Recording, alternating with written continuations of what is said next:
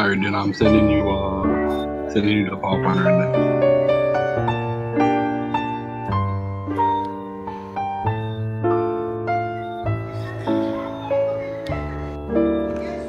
It still amazes me that this guy has a PowerPoint. It's like as if like he tends to dominate the conversation.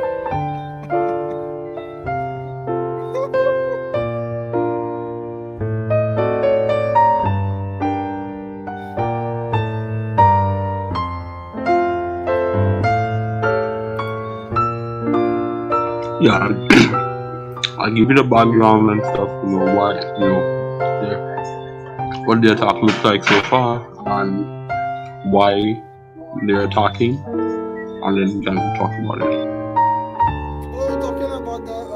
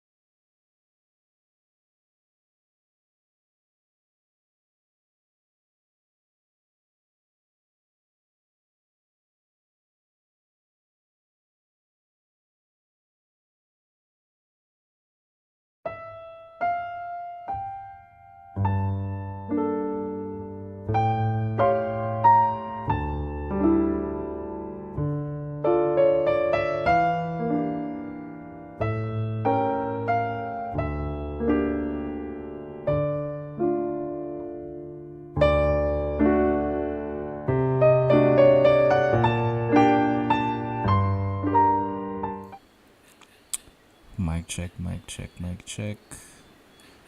Okay, so I've switched to the screen already. Can't hear you guys. Someone say something, let me hear. This is a mic check. 1, 2, testing for sound. Okay, nice. I think we could hear you guys. Okay. Can you hear me loud and clear? Loud and clear. All right. Yeah, let me know when you have the PowerPoint on screen. Yeah, no problem. In fact, I'll actually share. I'll actually share it up there. But let me just give the intro before we go any further. Good night, everyone. Welcome to another installment of the Board Experience podcast. It's been a minute, but nonetheless, we are here tonight. We have some guest speakers, faces we haven't seen for a while, and we have new guests. But as usual, we start off with how the week goes, and then we get into the meat of the matter, or the main topic, whatever, doesn't matter. So as usual, we'll go up with who's on top. So OXCam, that's you. Then Kit, Dove, me, then Pete. All right, word. So yeah, as for me personally, my week was pretty productive, as always. Um, I got a lot done, and it's satisfying to get things done, especially when you have things scheduled and you're able to keep to the times. Um, so yeah, I mean, all around having pretty good weeks. I feel like for the past couple of weeks and months, my life has been like up only, like positivity only. I'm almost getting skeptical, but nonetheless, taking the days as they come. And yeah, so I had a pretty good week. Okay. Good vibe, good vibe, good vibe. Kit, let's hear it, man. Hmm. My week was pretty alright. I do feel like I made some progress on things I'm working on this week, so I'm happy about that. Uh, expect that as a result, next week will actually be more productive. So we'll leave it at that. A week of preparation, let's say. Uh, Generally alright. Okay. Good vibe, good vibe. Dove or Sam, how was the week? And the week was alright, with despite the challenges, I passed through it, because Okay, it's not only good. Life comes with both good and bad. You that's know, true. I was successful in what I set out to accomplish concerning my schoolwork and all of that. You know, getting through until the semester break, it was really good. It had some disappointments, and I had to do something that I really want to do. But that's all a part of life. Okay, Going through the tough times. true. That's true. Okay, I guess it's my turn. The week was pretty cool, pretty interesting. I I was working on this project this week for majority of the week. Just about historic leaders of Saint Lucia. Nothing too crazy. But it was nice. I got some time to read. Actually develop a love for reading. So I think that's a step in the right direction. Um, yeah, the week was pretty okay. Nothing too crazy. Pretty vanilla. Um, yeah, that was the week. Pito, if you can still hear me, tell us about your week. Yes, my week was busy. Mm-hmm. Yeah, I had a lot to do. So I slept a lot because of how busy it was. Right. But it went alright. Okay. Okay. Um. All right. With that said, we can. We'll just go into it. The Ukraine versus Russia fiasco. Um. I think I should just, before I let you go ahead, Kit. Um. Let me hear your thoughts on it before I let Kit present. Anyone can go first. Um, well, as for me, I'm kind of like neutral to like I can see faults in, where someone would say, people should defend Ukraine, and also fault in the fact that like people shouldn't defend Ukraine. But to me, right now, where my mindset is basically like, you know, to avoid as much casualties as possible. It sounds twisted, because of the fact that there are already people who have passed away, sadly, because of that war that's going on and stuff. But interference with whatever Mr. Putin has going on, I fear it could be catastrophic, and I'd rather not, you know, have him go that route. So, in as much as Ukraine should be free to do as they please, so on and so forth. I don't know the history. I haven't researched it that deeply, but at the same time, I feel like people should just let Putin do what they have to do and finish with that. Okay. Okay. Sam, you look like you want to say something.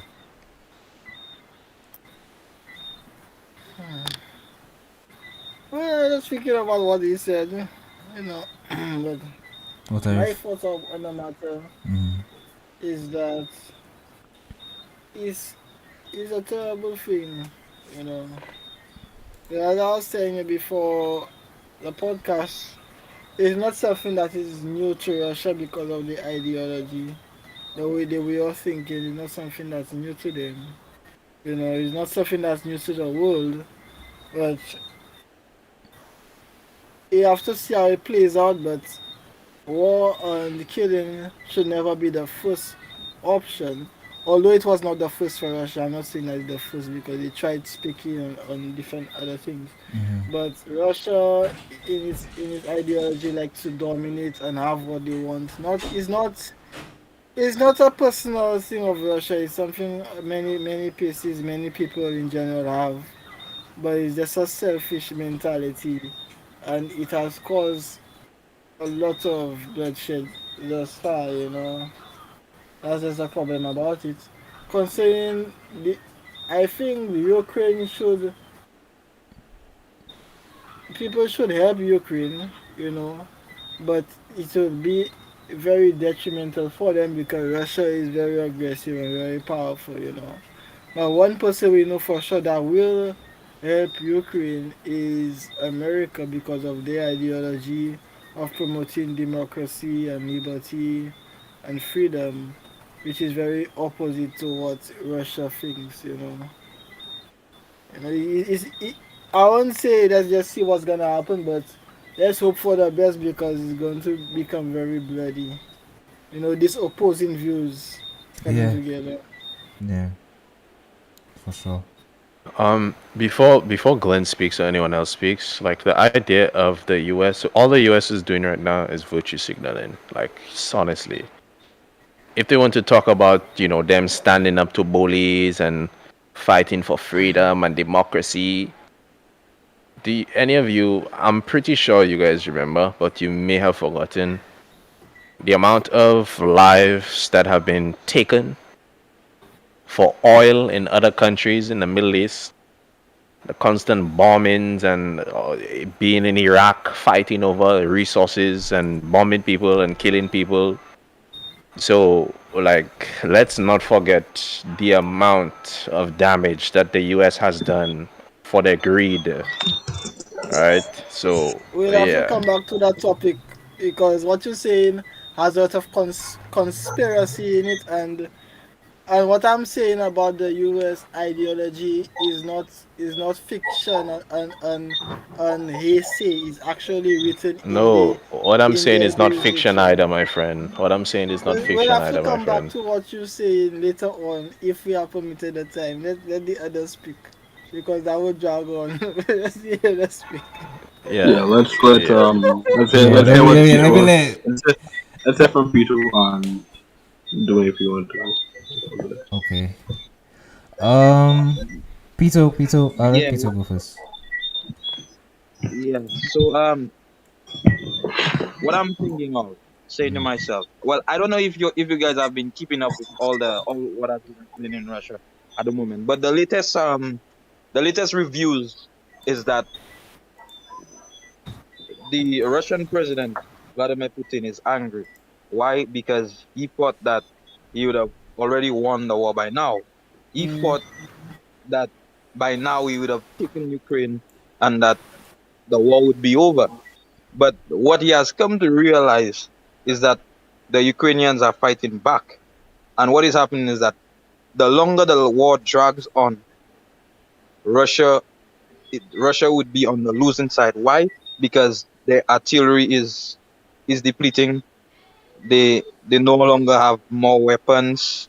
They were surprised by how much the Ukrainians are defending their country, to the point that because the US and other countries place sanctions on them for them to replace all the artillery and to fix it and to get it back up to shape to go back and have another wave of attack.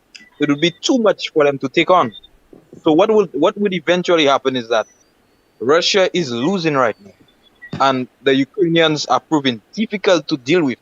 So what might happen is that if Russia is persistent and wants to continue, and because right now none of the other countries are involving, the only thing that the other countries are doing are placing sanctions on Russia.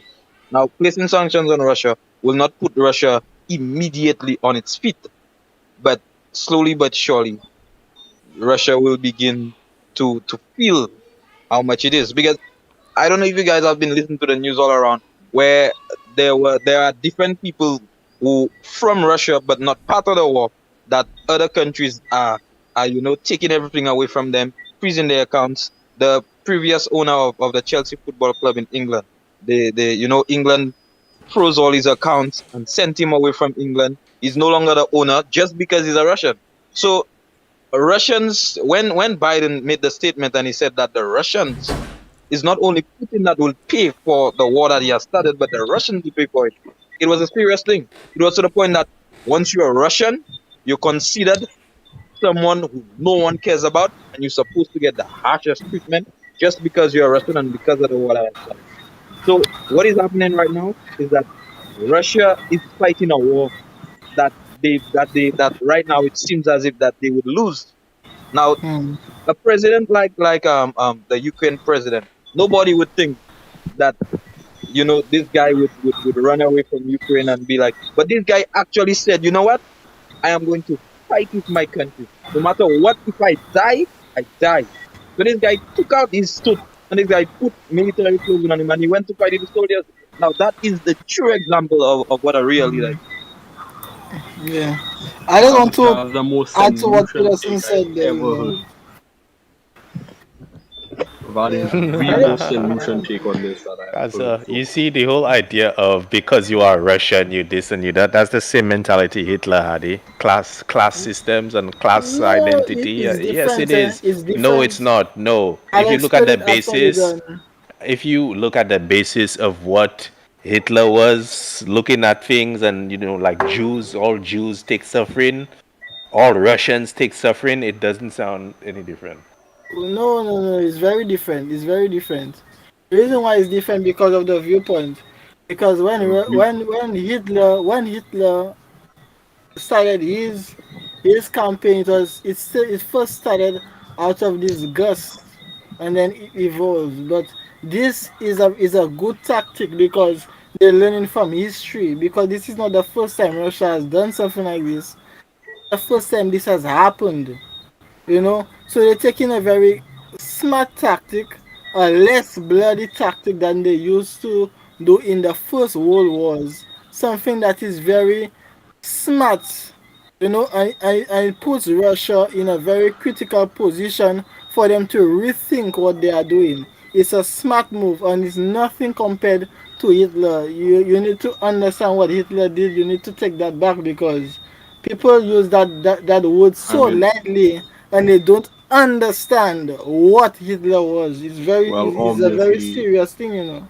obviously, the big difference is that Hitler was much more brutal in Uh-uh. That's the the only suffering that he difference. applied. And before Glenn continues, my friend, I don't know who you are, but you say take that back. You don't know who Mm. I am. I say what I mean, and I I, mean what I I, say. I don't know who So you are. I not taking nothing back, my friend. It But doesn't matter continue on. who you are, but you need to understand the seriousness of your words because I it's hear not. what you're Because saying. I it's going understand to what be you're a, saying, Yeah. but I this stand is by what I going say, and I will not take it Alright. back. Okay, this is my going to brother. be a Alright. spicy podcast, man. I realize that. I realize that Yeah, I'm an because this instigator. guy just say he just speaking about things that Yeah, so loosely, like, as if like words don't mean anything. But he you just have two man, you have two men wow, that don't see eye to eye. Spicy. wow, Dwayne, quickly Yeah. do. wow, Yeah, Dwayne, Um, quickly give your thoughts. wow, wow. um, Yeah. right. So my And you thoughts. can continue. Well, I'll just give my thoughts. I'll keep it super brief because I'm really interested in what Gun has to say. Um, my thoughts on the entire thing is kind of similar to what Kim said, kind of similar to what Sam said as well. But what I will say, I will not reiterate. Just for the time we have left and so on. What I will say, the real victims in war are the civilians. These are the real victims. It's really unfortunate that those who passed away, because it's to my understanding that there was a call for evacuation. People were not evacuating. I mean, that's understandable. You have people who have lived there all their lives and so on and so forth. Um, in that particular instance, is really just unfortunate, and I really do feel for the citizens. Um, yeah, I mean, I will share. If after Glenn's presentation time permits, I will share more, but just so that he can go ahead, I just kept mine brief. But yeah, that was really the main point for me, the civilians. Hmm. All right. Well, that'll be it. Then Dwayne, go ahead and get that PowerPoint up on screen. Okay, And we'll be I'm going going from there. to I'm going to I'm going to go live, like in Discord, and I will go into the reaction room now.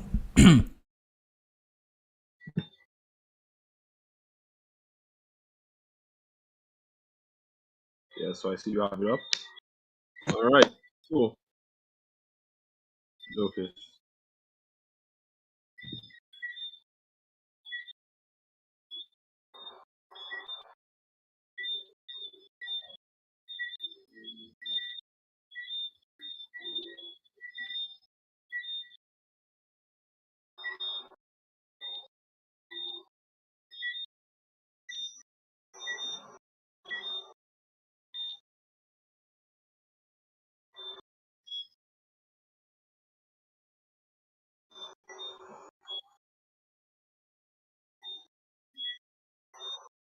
Mm-hmm.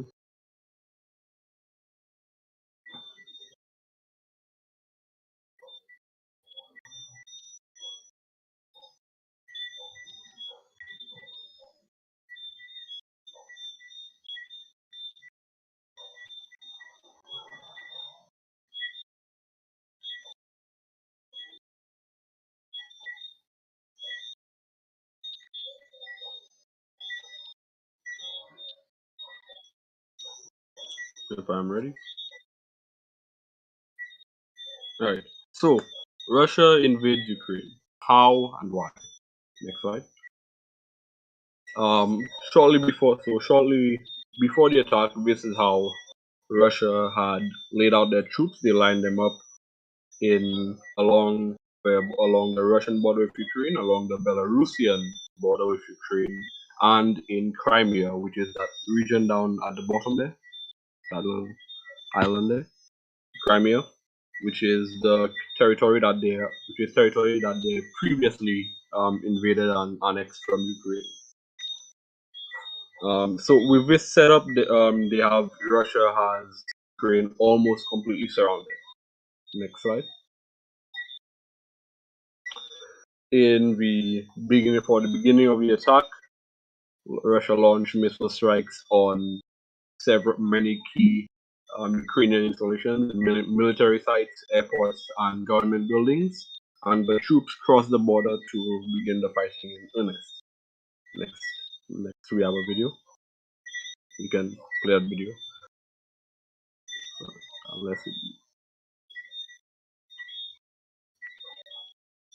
Oh my goodness, don't tell me we've lost it. You may have to play it off Discord if the embed broke. The embed broke.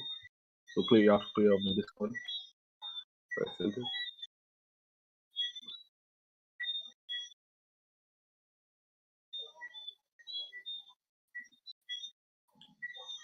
Yeah.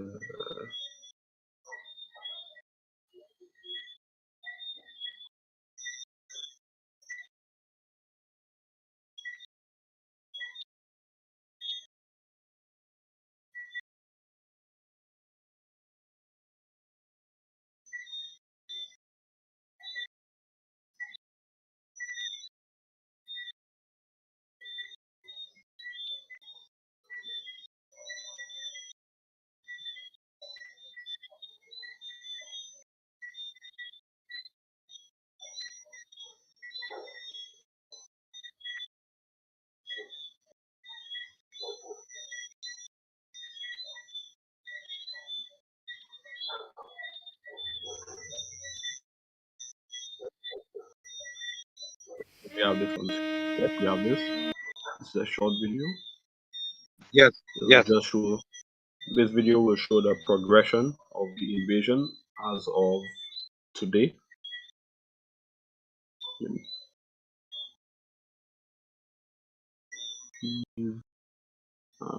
Yeah, you can pause here. And so as of today, the Battle of Kiev has um, started in earnest. Fighting has begun in the outer reaches of the city, and the Russians are pushing hard on the other fronts, making progress after being stuck there, after being stuck in those positions yesterday. You can go ahead and go back to PowerPoint.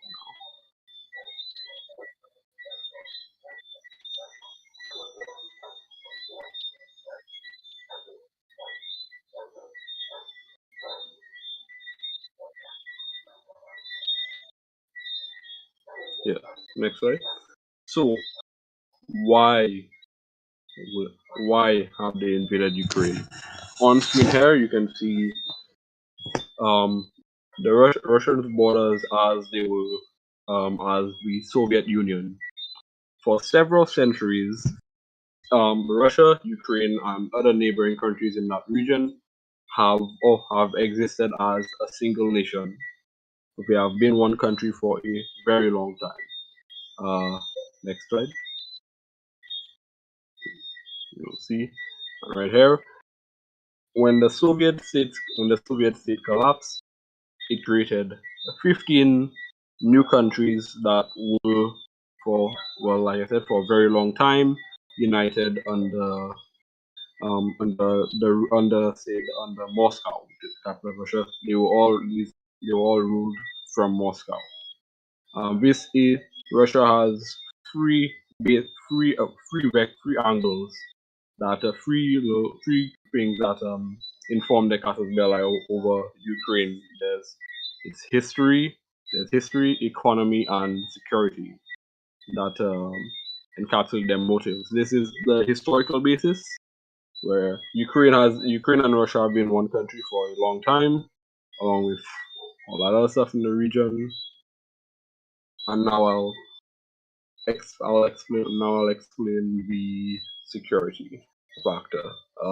There's not more to the PowerPoint since I didn't have time. You can go back to say go back to the first slide, the troop movement one.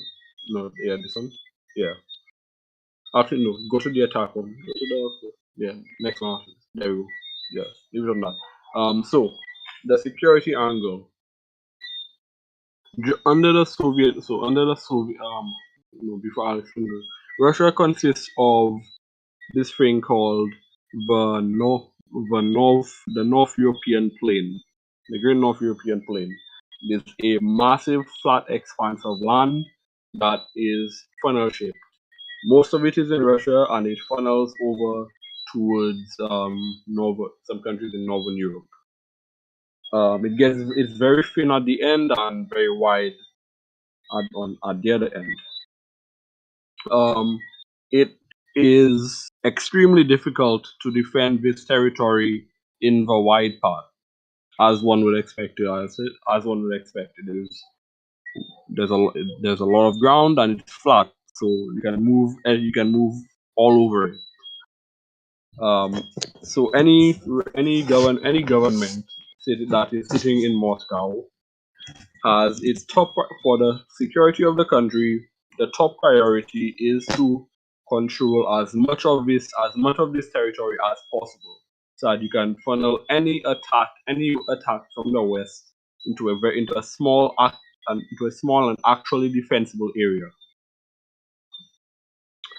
Under the Soviet Union, the control over this area was the best it's ever been. Actually, you can go to the Soviet border, the second to last slide, for an example of this. Yeah, all the way in the left here, all the way on the left. Yeah, right around there. That under the Soviet Union, the control over this area was the greatest it's ever been. Most of that front there that's on that border with Poland, it has mountains. So at the time, at the time of the late Soviet Union, NATO existed as their primary um, European rival alliance. It would have been extremely difficult for NATO to attack the Soviet Union through that area, as the angles of attack are very narrow. So they felt very secure with those borders. After the collapse of the Soviet Union, next slide. You can see immediately that their borders are now the borders in that area are now much wider. But unfortunately for most of that time,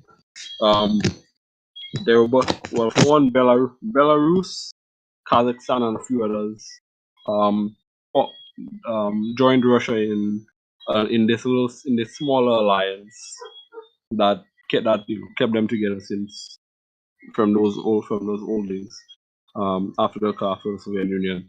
So they had Belarus, but fortunately for them, Ukraine and a couple of countries there were not part of NATO, so they still had a nice buffer zone from possible Western aggression. In the modern day, not only has NATO expanded, such that those countries above Belarus, there, Latvia and Estonia, are both part of NATO. Both part of NATO.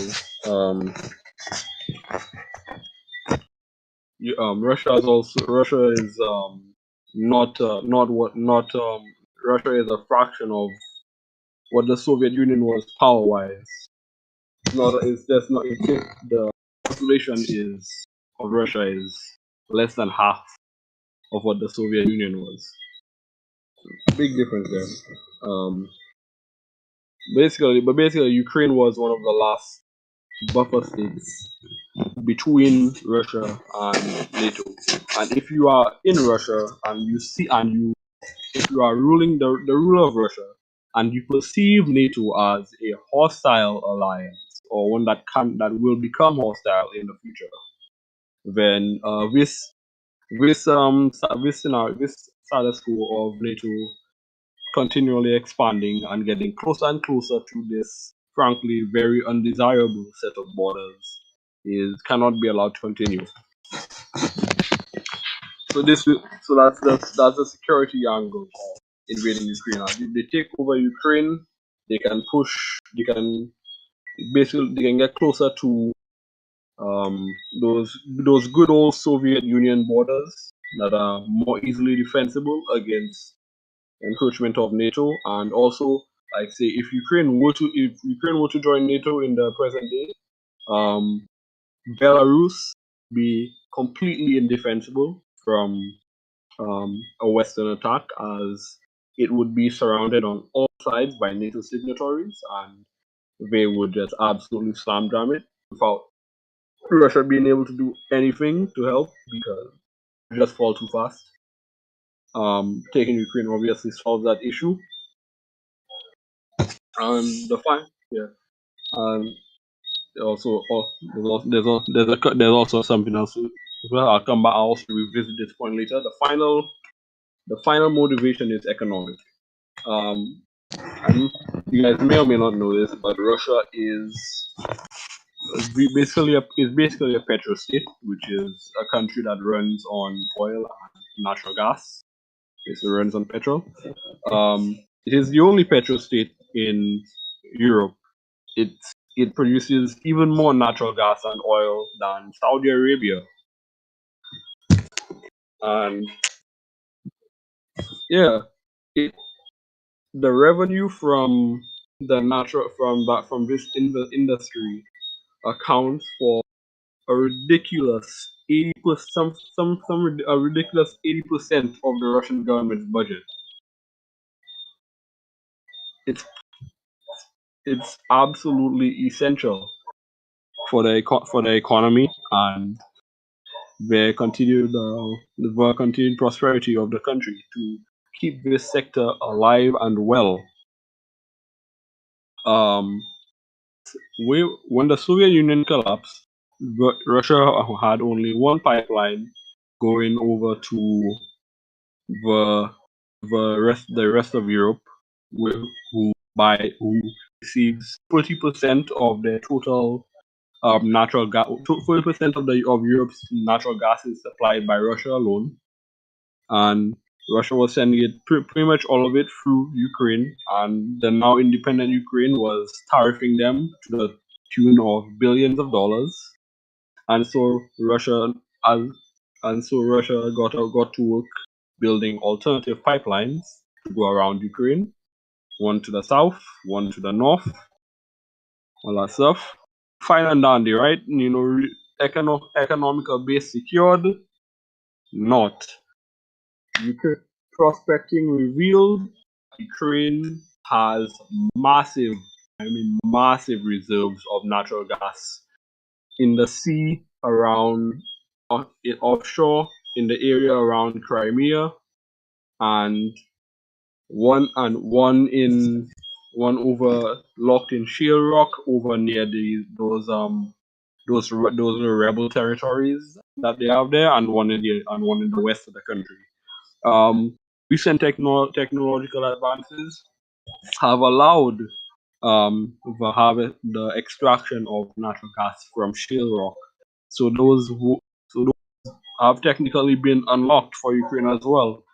So Ukraine just suddenly shoots up to just behind Iraq in natural gas reserves, and they begin contracting external companies, Seoul, Exxon, to come in and drill for this stuff, which sets them up to become the second petro state in Europe and gives stiff competition to the Russian monopoly, which as I already said, would be devastating for the Russian economy. Uh, of obviously, if you are an elite in Russia, this cannot happen. This cannot happen. Thus, Russia invaded. This is why Russia invaded Crimea and annexed it. As this has given them control. This gives them This gives them control over 80% of Ukraine's offshore natural gas reserves. Um, at face value, this may appear to be enough, but um, if Ukraine was going to stay neutral forever, Russia may have left it at that. However, they want to join NATO, which would make things very difficult for Russia, as say holding Crimea gives them a couple very apart from just the natural gas thing, it also gives them the navy a port that is free from ice all year round. It is the only port we have in Sevastopol. It is the only port we have that will never freeze over. So that makes it very important. That makes it very important strategically, not just not just economically, also strategically. Um, if Ukraine were to join NATO, and then and with with those rebel conflicts going on, Ukraine could actually begin a murky. Ukraine could actually instigate a murky sort of conflict with Russia, where due to the involvement of separatist groups and all that stuff, it's difficult to tell who started it, and therefore drag all of the NATO alliance in to fight Russia and take back Crimea. Obviously, if they do this, they get all that natural gas back, and more importantly, NATO takes away that very important port that the Navy needs, and once again opens up that very the possible, and we get back. Told you I'd come back to that security thing. We come back to NATO having this very wide border with Russia that Russia cannot possibly defend. In fact, this border, NATO having Ukraine being part of NATO would allow them an easy rush to Volgograd, which better known in history as Stalingrad, is a city that basically all of Russia's oil and natural gas passes through to get to the rest of the country. And as nearly happened in World War II, taking Volgograd would would cripple the country. They wouldn't get any more gas, more oil. The country would die essentially if they lost that city. So from the perspective of a man like Putin, who believes that NATO is a threat to Russia, believes that they are hostile. He cannot let Ukraine join Russia and Ukraine join NATO. And the longer he leaves Ukraine alone, the more difficult they become to deal with. So he feels that he has to make a move sooner rather than later. When it comes to how he actually does it, see a repeat of what he formerly did in Georgia, where he takes advantage of existing pro-Russian rebels, recognizes them as independent states, and then uses that as pretext to move troops in and ultimately begin a full-on invasion. He has done it 3 times now because this is also how he took Crimea. Speaking of Crimea, Crimea is all one of the reasons that he cannot just leave Ukraine alone, as Crimea was Crimea is naturally a very arid and frankly uninhabitable place that was being supplied with fresh water by a canal that runs from Ukraine. When Russia annexed Crimea, the Ukrainians filled that canal with concrete, stopping all the fresh water that was keeping Crimea alive. And Russia is sinking billions of dollars into keeping Crimea on life support. And the region is still going belly up, slowly but surely, as they run out of water. Their main city, the capital city of Crimea,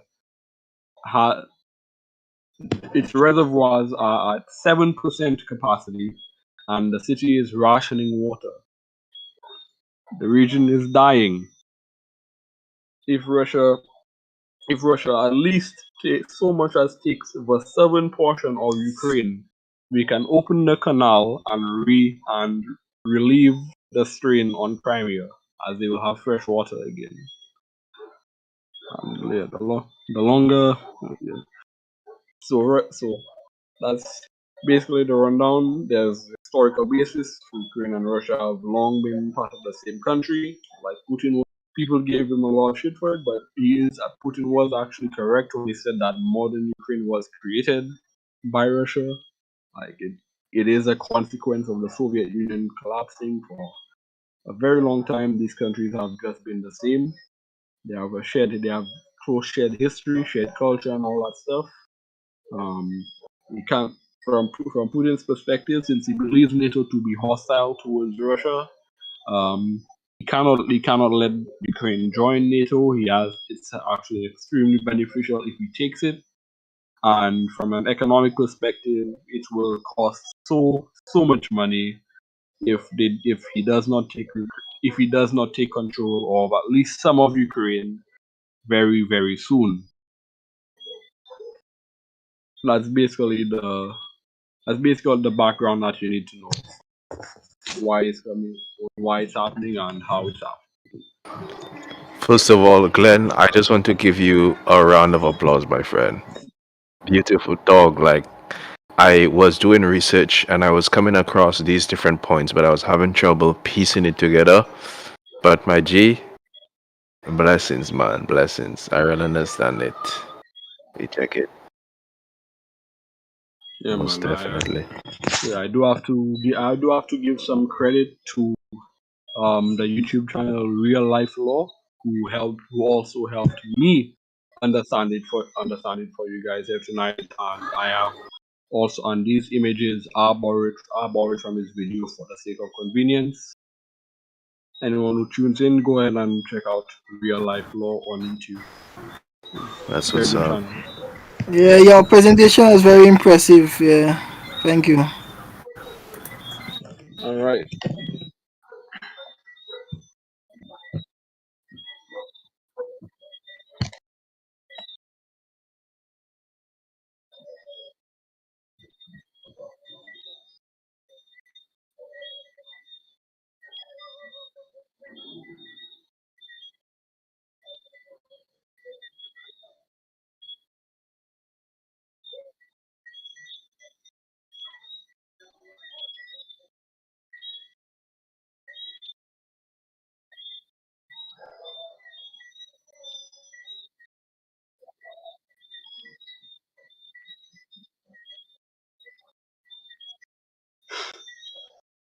Hmm.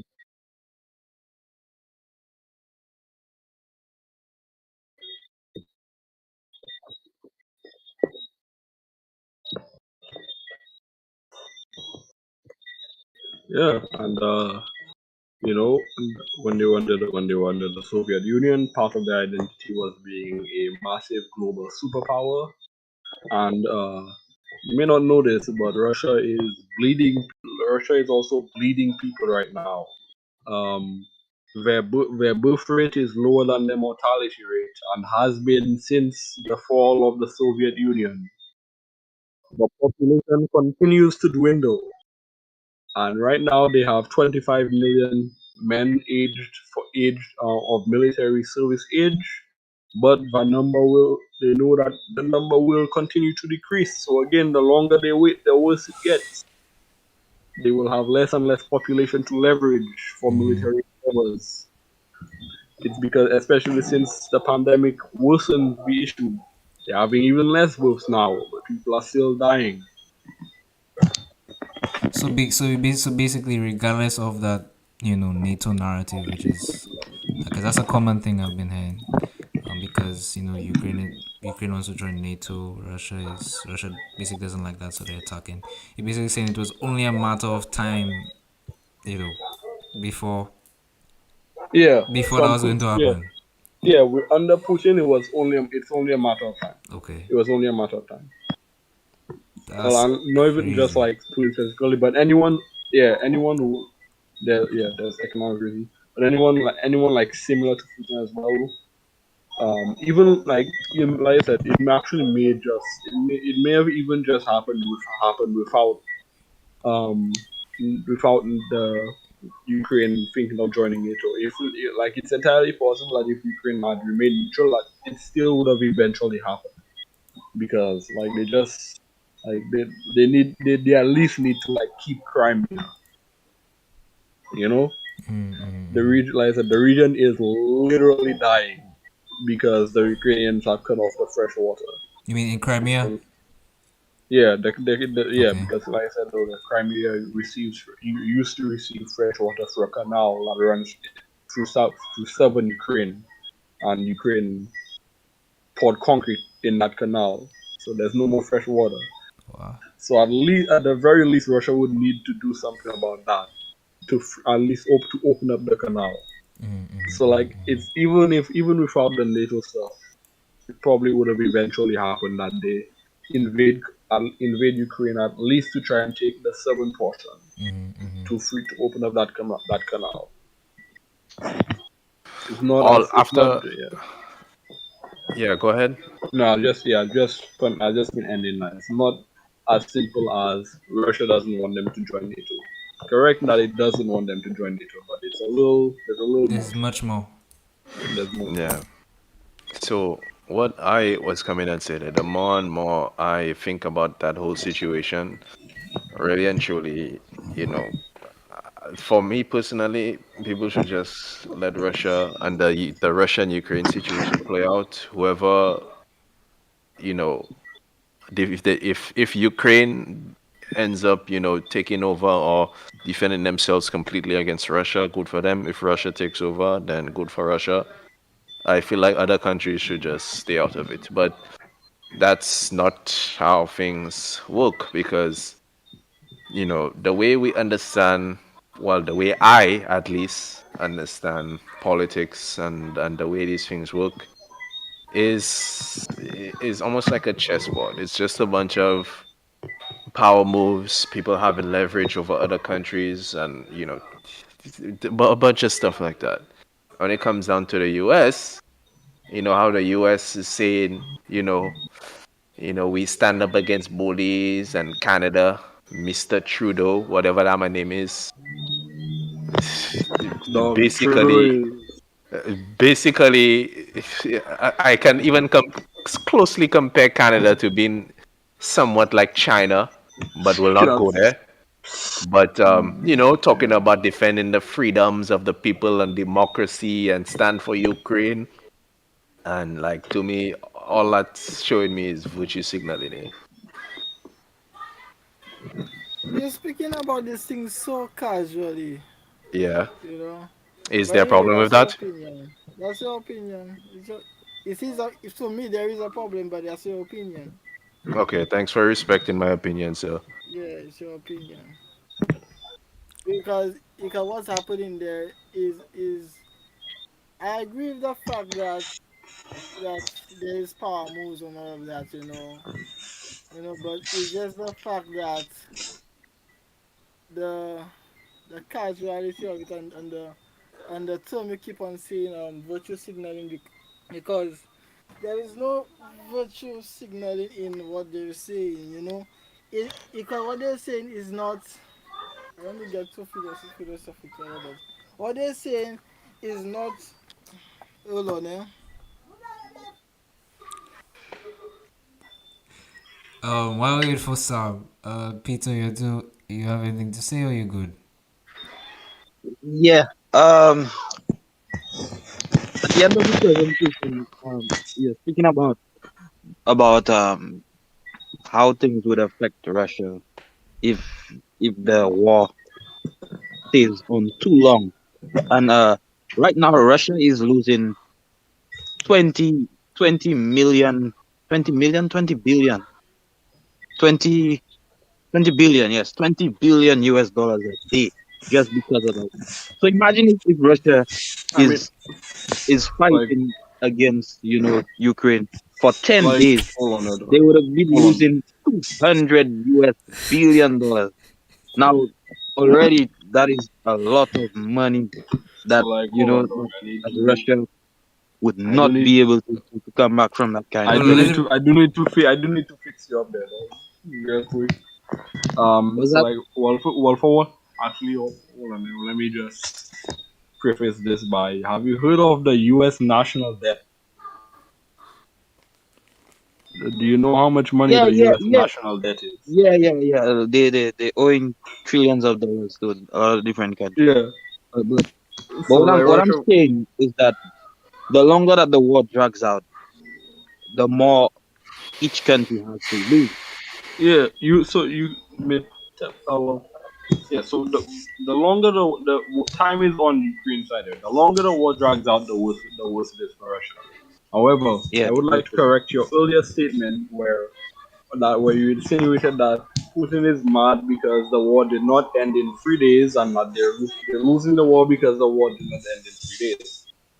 Putin could not possibly have expected to beat Ukraine in 3 days, considering it took them 12 days to beat Georgia, who is a fraction of the size of Ukraine, and had literally no support because everyone else was, because at the time that Russia invaded Georgia, everyone else was paying attention to the US fooling around in Iraq.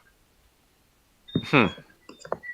no, what I did not say. I did not say that. What I said was I said what the news said. I did not say that is what is happening. Ah, I'm the saying Okay. according to news. the The news. news, the news. Yeah, the According to the news. news as they said. I did not say what was it. However, The okay, news. okay. Is it also the news that told? So the news also told you that Russia, who produces most of their own equipment, is going to be unable to replace the artillery shells and pieces that they Yeah, it's the news themselves that said all of that. produce with It's the internal news. industry. Ah, the news. That's So what's crazy. wrong with the news? A lot, my friend. A It lot is wrong Well, depends with the news. though. It depends on which Yes. side of the news No. you're watching. No. No. No. well, There's no. What I'm saying There's is not narratives on speculation. both sides, my It's the friend. truth. There's Exactly. no. The news is not the truth, my friend. Were you talking about mainstream media? What, CNN?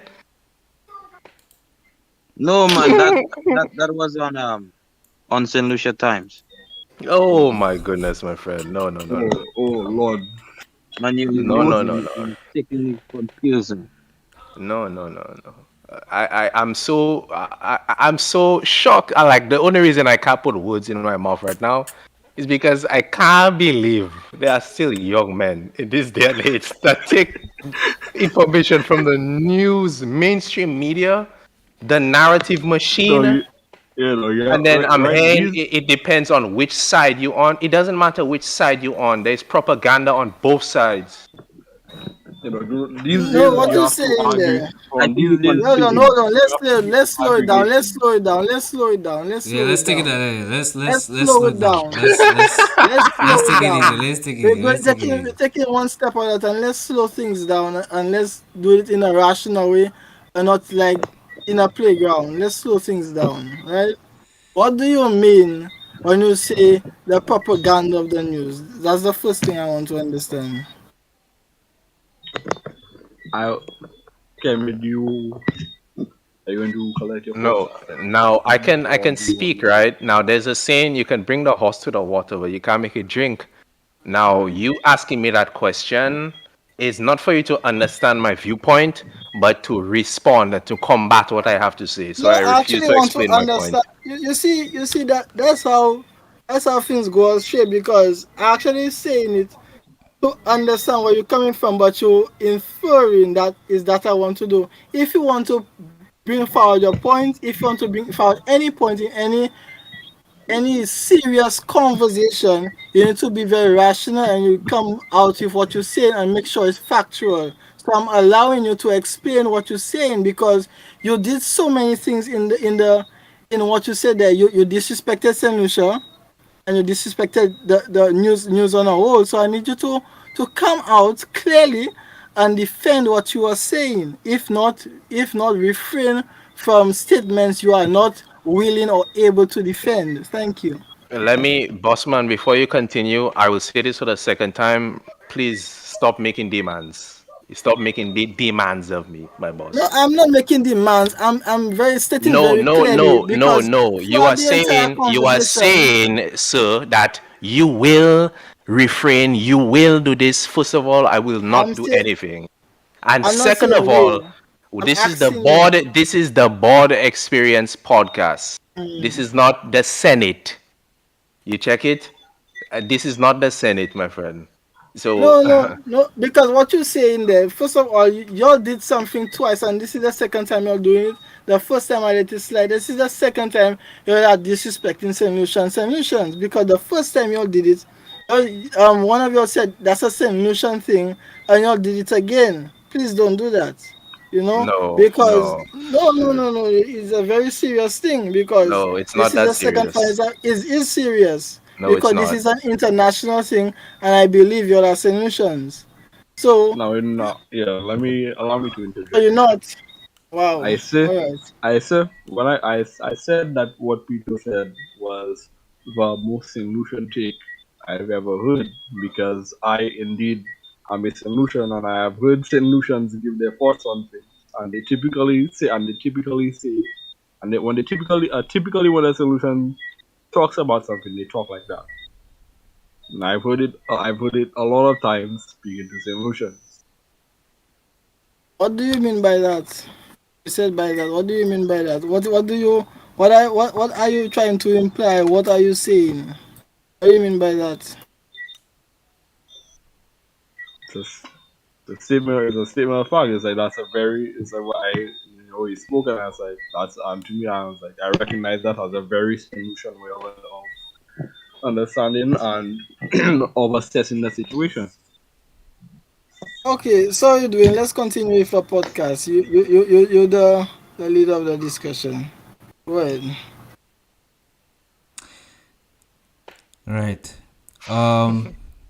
So based on Kit's presentation, well, I think everyone gave their 2 cents. Yeah. I do have some auxiliary thoughts here. Like the sanctions are a big topic, and the sanctions being levied against Russia are pretty heavy. Um, they will definitely hurt the country significantly. However, like the invasion is calculated, and there are some things that Russia knows that will not be touched regardless of sanctions, such as one thing I will note that because Russia supplies so much of Europe's natural gas, it would hurt Europe. It would also hurt Europe a whole lot to try to cut that relationship. They would Germany, as Germany itself acquires 50% of its natural gas from Russia. Uh, they're not they're not in a position to kill that connection. Um, they're not in a position to really mess with Russia's place in, say, the ISS. Um, and finally, like if worse comes to worse, all the sanctions will simply drive Russia further into the arms of China, as as given enough time, China is capable of replacing all the trade relationships that Russia currently has with other countries that are now sanctioned. It would Mm. take time, and Russia's economy would be damaged, but eventually it would China would be able to fill the demands, and Russia would recover in the long term. So it's not like it's like people on TV, Putin is being made out to be a pariah, and that this will totally isolate Russia. China is not. I isolate my foot. China is not going anywhere. They're going to capitalize on the situation and strengthen relations with Russia. Uh, they're going to become more dependent on each other, and as I do think Putin has at least considered that, yeah, Russia will survive without all that stuff, and that in the long and he thinks that in the long term it will be better. And also, I think, correct me if I'm wrong, but I think I was looking into a few things when it comes to like the machinery, the missiles, and the tanks and stuff that Ukraine has in comparison to Russia, and Russia far outweighs the materials. You Yes, of know, course. Ukraine is going to be depending almost entirely on equipment sent in from other countries as aid, Yeah, as like the their own US. their own US. standing equipment, standing armory is if is effect is like 40-60 years outdated. So Soviet era equipment. What? Bro, Um, and dude, and also, I saw on Twitter recently, I think I've seen clips of about like 6 or 7 aircraft like tanks being destroyed by choppers, like them things on the road, and Russian choppers just destroying them yeah, things. the attack helicopter is one of the greatest enemies of your average tank. At, because the attack choppers are fast, they can fly low to the ground, and they can carry anti-tank munitions. Um, and they're also the anti-attack choppers are also very quick to take off. Like they don't require a lot of people to operate. It's not very high coordination stuff. They match up very well against tanks. Mm-hmm. Um, Boy. what Ukraine has going for them is a steady supply of American equipment, which is equal or exceeding the capabilities of Russian equipment. Mm-hmm. However, I don't. However, when it's not like Ukraine is about to be getting shipments of M2 Abrams or anything like that. It's gonna be mainly the Javelin missiles and other small systems like that for dealing with tanks and infantry. Um, the Russia's primary objective is going to be ending the war within 2 to 3 weeks, by application of overwhelming force. Um, Meanwhile, Ukraine's goal is to hold out for as long as possible, as what will push Russia out of this war is internal instability. If the people When the people have had absolutely enough of the warmongering, um, Putin will have to Withdraw. cease his actions. He will have to withdraw after enough time has passed. Yeah, boys. Because the Ukrainians, also, I was looking at a couple of videos as well of a few Ukrainians, and like I saw a video clip of a woman who gave a Russian soldier like a handful of sunflower seeds and told him put it Yeah, in your pocket for I because when saw you when they die, at least some sunflowers will grow off your body. I was like, wow, them Yeah, uh, boy. They Ukrainians, they, talking they about easy confident. boy. Yeah, easy. Now, but the thing is, in hindsight, the way I see it is like Russia's economy, just based off of the information that you shared, I feel like in hindsight, like it's necessary for the longevity of Russia's economy for them to take Ukraine and prevent Ukraine from joining NATO, right? yeah, To me, that's the way I see it, right? So the fact that at our level, and I mean, it can be deciphered in that way at our level to an extent, and the fact that other countries are stepping in and want to defend against the bullies and paint Russia as the criminals and the bad guys when the entire economy lies basically and safety lies in the hands of Ukraine. To me, it's clear to see. But let me stop there because I don't want to anger your guests, Dwayne. yeah, man. Yeah, so that's more or less the end of the topic there, unless we have any closing remarks from Sam or Peter or Dwayne himself. um, I don't have anything to say. As I said, your presentation was very informative. And kudos to you. It looks like something you took the time and effort to do. I congratulate you. It was very well done. Thank you. And don't mind me. Express your viewpoints, man. Freedom of speech. I'm not that easily bothered by what people say. People have their own mouth, but it just what does bother me is when people speak and they cannot back up what they say with facts, or give a rational discussion on what they're talking about. I'm very Socratic when it comes to this kind of things. Okay, It's and ironic speaking that you're Socratic, but you get your information from the okay, news. and Let's speaking of continue. irony, I, Socrates, I don't I when Speaking don't of, I was don't I don't I don't get my information from the news. We were speaking about news. um, You gave some kind of statement and you were not able to back it up. That's what being Socratic means. No, no. Thank Well, you. okay. Well, I well, understand, Well, but if you don't let's know, well, but but but let's before go to Glenn. Let's go to as you Glenn. spoke, let me now respond to what you have to say. And now Go I ahead, go understand, ahead. and thank you for pointing that out. And it's maybe that, in my attempt to just, to just have a little fun, right? But at the end of the day, like, you don't know what you don't know, and even if I put a bowl of water in front of you, if you choose not to drink it, you won't. So I refuse to throw my pearls before swine. Well, all thank you for right.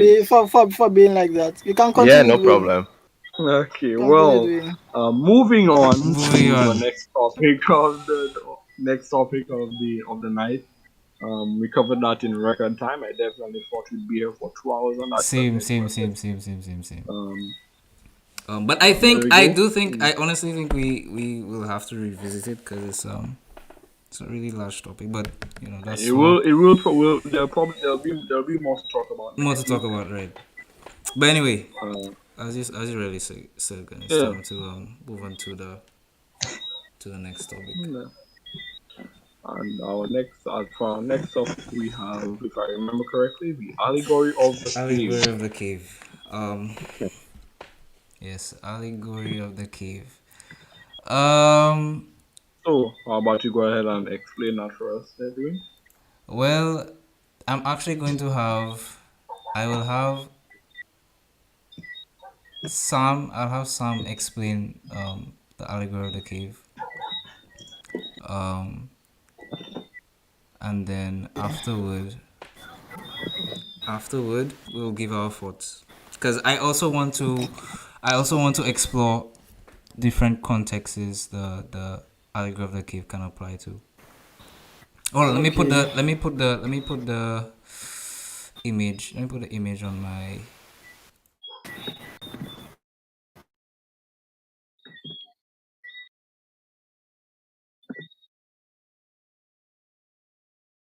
Well, I don't know what you have to do. I don't know.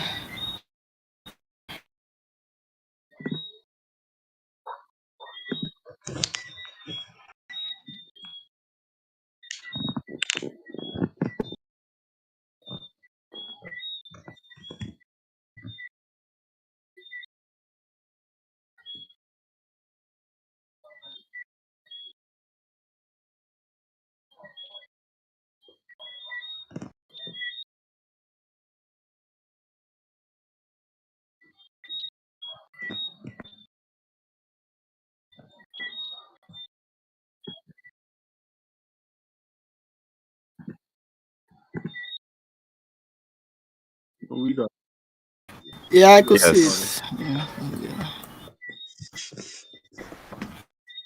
Okay. First of all, I want to start off by saying that this this story is part of a bigger work by Plato called The Republic, and the the main point of the Republic was Socrates explaining of what a state should be and how it should be governed and how people should act in that state. A perfect state, quote unquote perfect state.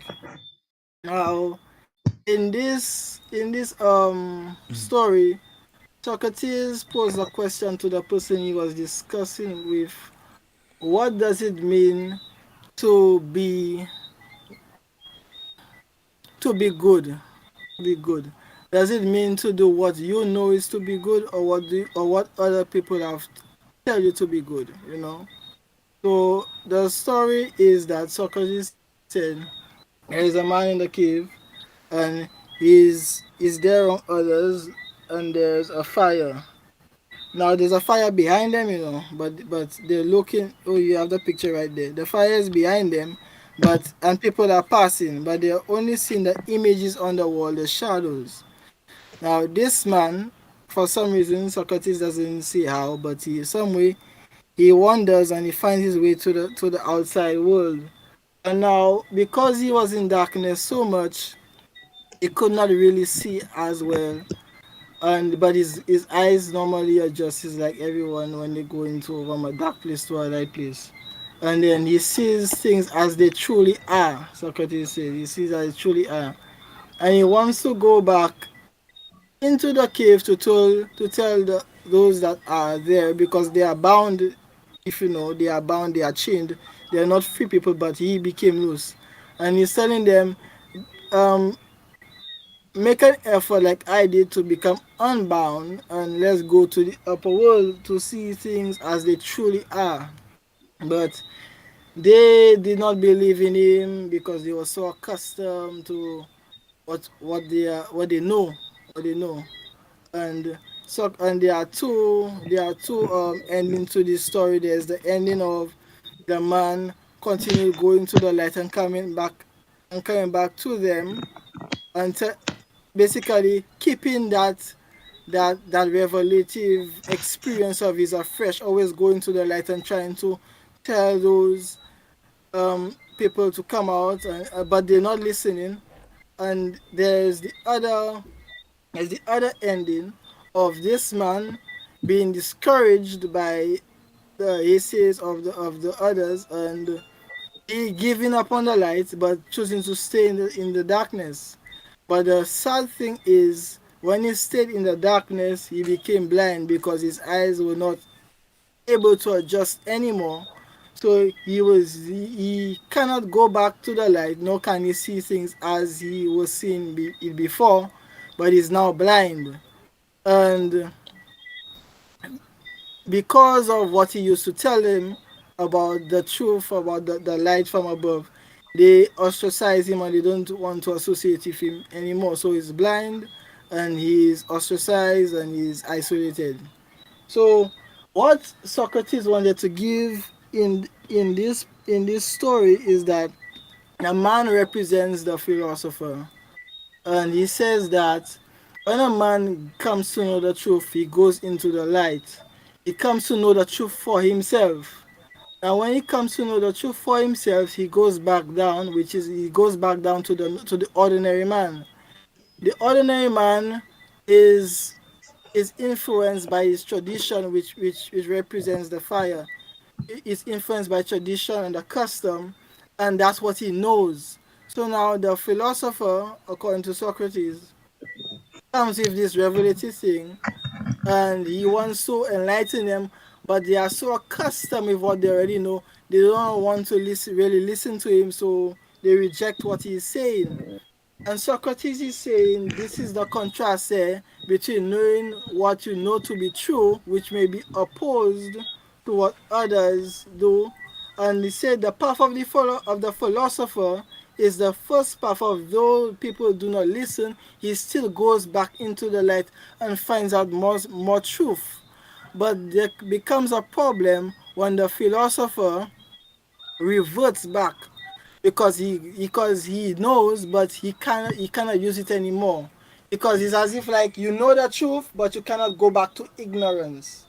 So he says those who come to know true things for themselves, and who still revert back into the tradition of what everyone else is doing, although they know to do better, they become blind in a sense that they can no longer live as others live, but they can no longer, according to Socrates, live up to the potential of knowing the truth. So they are in obscurity, and depending on how much they exalted the truth, they might have a little stigma attached to them. So in this parable, Socrates tries to illustrate the difference between knowing the truth for yourself versus the tradition that others may know that is less enlightening. And he says that the ultimate problem of society is that the philosopher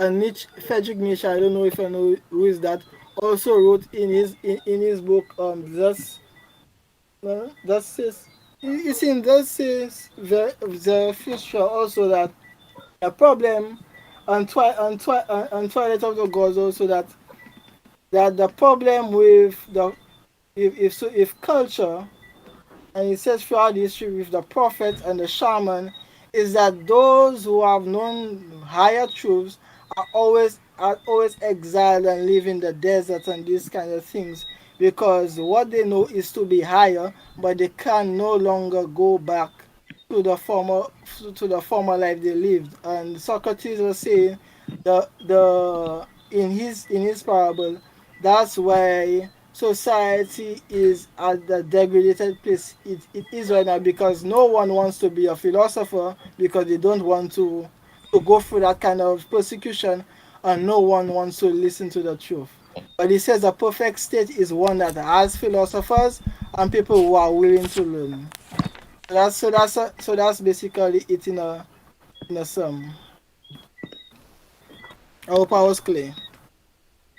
Pretty Hmm. clear, pretty clear. Yeah. What do Just you, what do you think? If you have any thoughts. Pretty clear. For me personally, I understood the story a bit different, but I could still piece together with like the way I learned it and understood it with what he said. So all in all, it was pretty clear. Yeah, I'm interested in hearing your viewpoint of the story if you don't mind sharing it. When they finish, or I don't know if you want to do it now. sure, no worries. Dwayne, you have any points No, no, or no. anything, or is Good, good, good. okay? Okay, well, I mean, to me, it's just focused more on the imagery and deciphering the imagery as opposed to just straight up like the story. So, say for example, you would take a look at the fire as a replacement of the sun, or a replacement or false sense of enlightenment.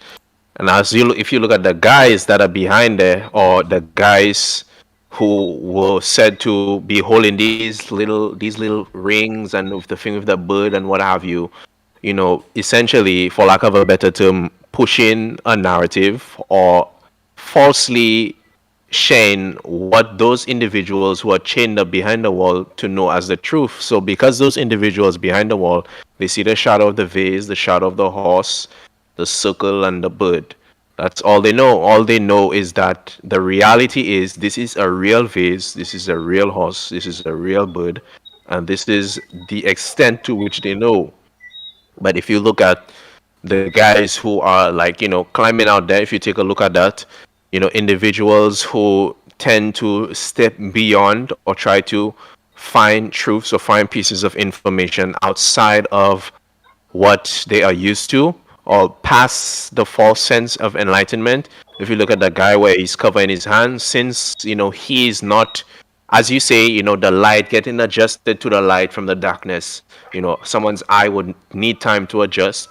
And if you compare it to knowledge, or in and of itself, someone could say, well, this guy is covering his mind or protecting his mind from the knowledge that he's being exposed to, because that is not what he's used to. So it would take him some time to adjust to enlightenment in and of itself, whatever your belief of enlightenment would be.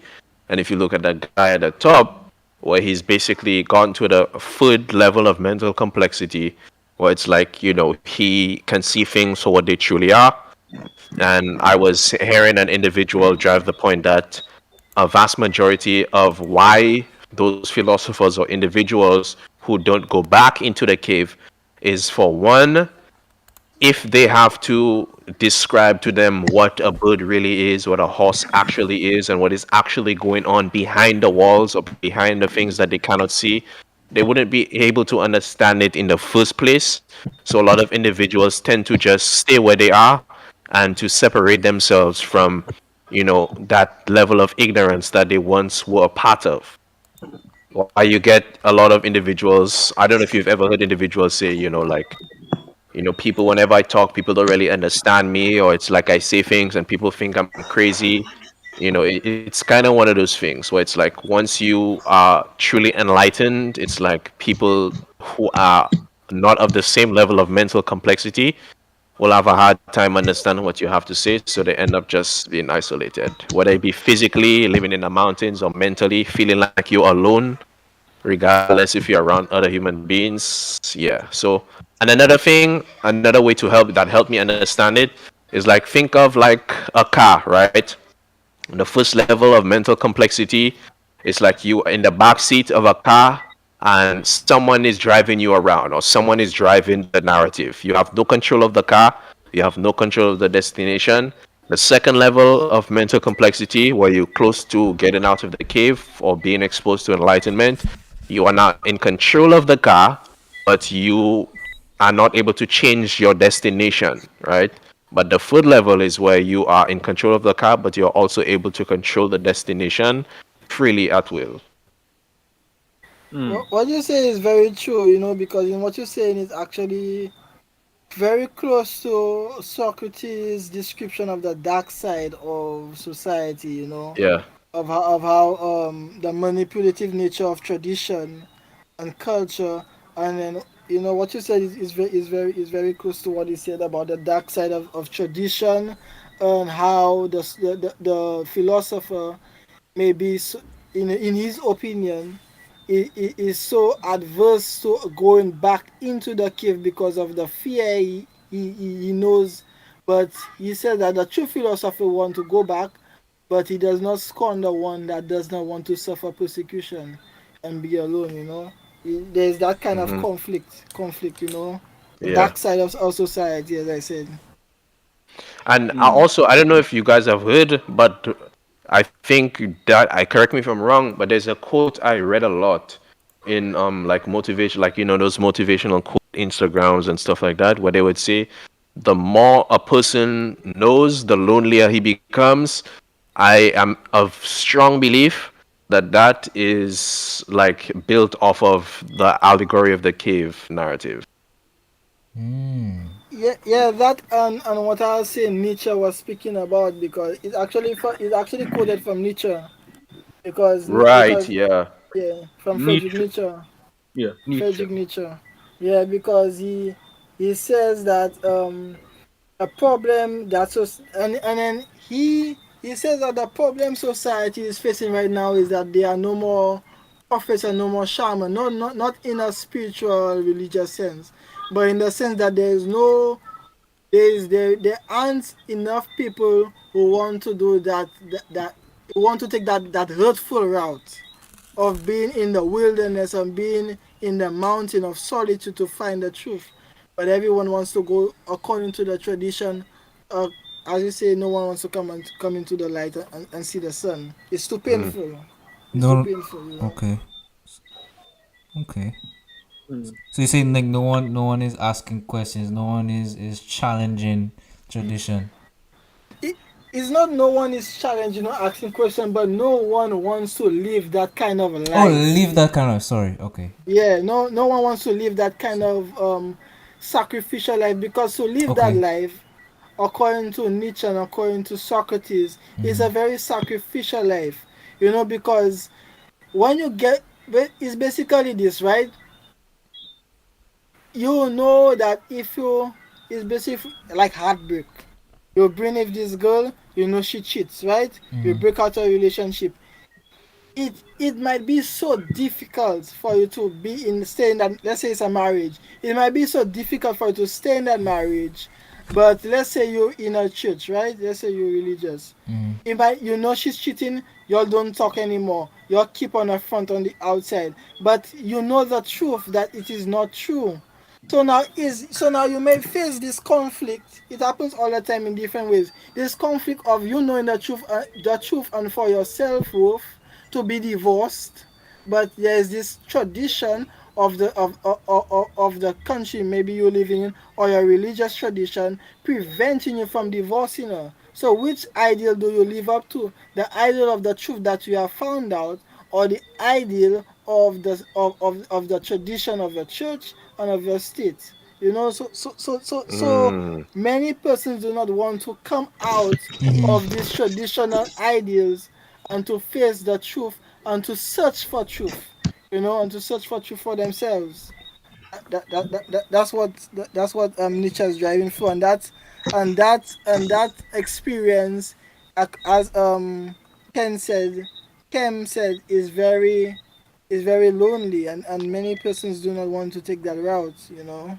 Mm. Yeah, also I'd like to bring up the angle of piggybacking off that people who are ignorant are often content in their ignorance Mm-hmm.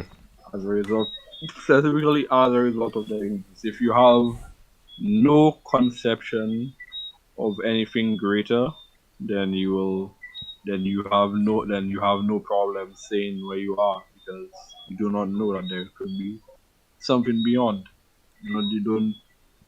It's similar to the Dunning-Kruger effect, where someone who knows very little about a subject believes that they know a whole lot about it because they do not even comprehend the vastness of the subject that they are purporting to be an expert on. Mm-hmm. Also, I think there are some, like I mentioned, there are some important details in the specific things used in the allegory of the cave. Him focus on the fire here, but I'd like to call attention to the shadow, to the choice of shadows, or using shadows as the representation of versions and such. Because shadows, if all you have to go on have if your perception of the world is nothing but shadows, the shadows of images, and it's like you see all you know of a bird is the shadow of a bird. Shadows are not only vague but can also be deceptive, as Mm-hmm. you can twist an object such that it casts a shadow that is different than what it truly is. Mm. Mm-hmm. Um, That's a good point. That's a good point. yeah, which they can then play into how customs and traditions can be not only opaque but also deceptive and manipulative, and data and tools to control society. Mm-hmm. And also, there's also um, something I heard on YouTube. There was a young man, I believe his YouTube channel is Taekwondo. Now, he was saying how if you look at certain individuals, believe, as well as I myself believe, for food level or mental complexity, it's like, they come back and they try to speak in public to society, to wake up and to this, that, and the food, and they end up either getting, killed or assassinated or silenced because they need as many people asleep as possible. You check it. So people like Abe Lincoln and man like Martin Luther King and all them fellas, it's like those that actually do come back to society and try to speak on the things that they've learned and realize and know, more times than none they end up getting silenced. Yeah, So because I just wanted to go as a ahead, go smaller ahead. side here, before you go on, I just want to make a small note here. Well, since you mentioned Abraham Lincoln, I'm reminded of the fact that Andrew Jackson was a man attempted to assassinate Andrew Jackson with the same kind of gun that was used. It was Andrew Jackson was obviously a previous president, but it was a similar type of Hmm. gun to the one used to kill Abraham Lincoln, and the assassin's gun jammed, allowing Andrew Jackson to walk up and clap him himself. But of course, it doesn't jam for Abraham Lincoln. It jams against the worst president in United States history. But it does not jam for Abraham Lincoln. Boy, and that whole Abraham Lincoln thing, I feel it was the night before, a couple of days before, Abe apparently had a dream where he was assassinated, and the night he was assassinated, told us the person who was protecting him and thing, Like, yeah, tonight is my nighty. And the man died at night for Joey. Ah, boy. Sam, so Sam, yeah, continue what Sam you were wanted to, saying there. yeah, Sam wanted to say something. Yeah, yeah, you was going into Dwayne, you wanted to talk about the Matrix, right? Because Um, we can't. I boy, I haven't rushing boy. What you're saying is so interesting. I just wanted to add. Let me just add quickly to Kim's list. He said Martin Luther King, Abe. I just wanted to throw up JFK. oh, yeah. Oh, Yeah, yeah, yeah. yeah. It's about to. Why that one laugh, doggy? No, the way you say it, like it's a part of dead body. That's from the FK, you know. La la la la la. You, Throw him on the fire. you demon for laughing, doggy. Anyway, um, Sorry yeah, about that. go ahead, go ahead. No, no, it's fine, it's fine, it's fine. We laugh. Yeah, We make dark yeah, jokes all the time. Yeah, man. I yeah, feel also just before you continue, I'm not one to like keep uh, bad energy, for lack of a better term, in the air. So first off, like if I come across as like condescending or rude or disrespectful, I want to personally apologize to you, my G. Like, we at the board experience, we like to make dark jokes and talk loosely about serious matters all the time. And you're a guest, so you may not have known that. But if I come across in any way, you check it. As may have been disrespectful on live, I would like to also apologize on live and thing too. You check it. well, that's a problem. I see that in your personality. You're very I will see what I want to say, You and I explain, I'll no, explain it afterwards.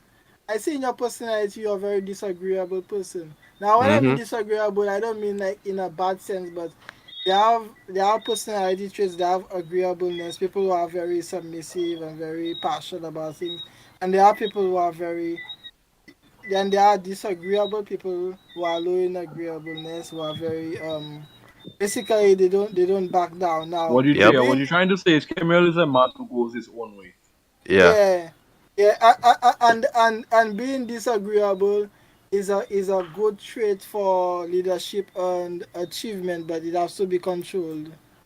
You know, or Fair it could enough. bring or it could bring antisocial behaviors. But it's a very good personality trait to have, Fair enough. Fair enough. especially as a man. Is needed more for men right now in society, True, true, because more true. men are more because women are more tended to be agreeable and men are more tended to be disagreeable. Disagreeable. That's why more men are in prison and all of that, because although they are more disagreeable, they have not control their disagreeable nature. Mm. You know. Yeah, they don't reach the Yeah. balance yet. So Yeah. as I said, they just going wrong and strong. No one can say, no one can change their path, dog. They say, oh no, you Yeah. can't tell me nothing. Just Yeah. go and they land themselves in jail. Yeah. Yeah. But yeah, talking about the Matrix, right? Yeah, because I like the way I rather I like the second Matrix. Yeah, you have seen the latest Matrix, the latest one. No, honestly, I've been told like it's not good, so I haven't even pushed myself to watch it. Well, Really. well, to me it was good, yeah, but it was not as the thing is the previous Matrix I put such a pinnacle so to compare it to the previous Matrix, Yeah, that's you kind of really do that, but. And then you That, can, I No, I like, mean like in the quality, like it's so like the previous music was so good. It just cannot be compared because it's not that good compared to the previous. It's not a bad movie in and of itself, but in comparison to the previous Matrix, it's not that good. You know. mm, I But the point I wanted to bring forth is that Neo in that story actually in the previous matrix you're supposed to destroy the matrix or whatever, but in that story it did not really happen. But he like the second part of the second ending of the cave analogy I said, he actually reverted and he just decided to live a normal life, like he didn't want to fight anymore until people come and show him the light again. And that happens to a lot of us, that sometimes we are so frustrated that of doing of knowing and not being known, because Nietzsche said that another problem. I'm talking about Nietzsche a lot, but he's not all that. Nietzsche But was apathetic. you know what? Nietzsche, yeah, Nietzsche was apathetic. Based, Oh yeah, yeah. like his ultimate philosophy is basically comes down to nothing matters. Yeah, you could see that. Oh, nothing matters. Only. Well, let's not go into Nietzsche. Let's That say. would be a whole Let's that would be not a Let go me into write fat that Nietzsche. can down. of Let me write worms. that down on my list. Hold on, let me write that down Let's on my not go list. into That would be a Nietzsche. fat can of worms. So yeah. Let's just say. Yeah, but I just wanted to apologize for mentioning him so much. But you're just saying that the problem that hurts a lot of people who are searching for the truth is that they may know so much but they are not known. You know, and that's a problem. And they might be known, but they might be known after they death. You know, and that's a problem. And then even though you might be known after your death, you might still not know that you are known. You know, it's a difficulty, and I think, in my opinion, Neo suffered with that same kind of problem because he fought for a world that did not know him, and even though he might have made the ultimate sacrifice, he is still not known. It's a it's so many conflicts that he in that movie has to face to come out of that darkness once more to go and fight. That's why I think it was such a struggle for him in that movie to actually decide, because it took him a very long time, like over half of the movie, of them trying to convince him and Yeah, reach out to him, yeah. and him trying to reach out to himself to actually reach to that stage of wanting to go into the light again. And I think that's a struggle all persons who come to know the true face, of not having the recognition, uh, and that kind of thing. Mm. So let me Also, let me. also as a small aside on this, I would like to point out that the premise of the Matrix series makes zero sense, as uh, li- using humans as batteries is one of the most retarded plot points of any movie series due to the inherent Bruh. inefficiency of the idea. Bruh. The first Matrix movie was a disgrace Okay. for introducing that plot point. I mean, we can nitpick. Bruh. We can nitpick because I mean there are actually retcons it has, but I think I think what Sam was referring to was like Don't the. don't talk about sound. Don't start. No, I said Sam. I said Sam. Oh, sound. Okay, What if I said sorry. sound?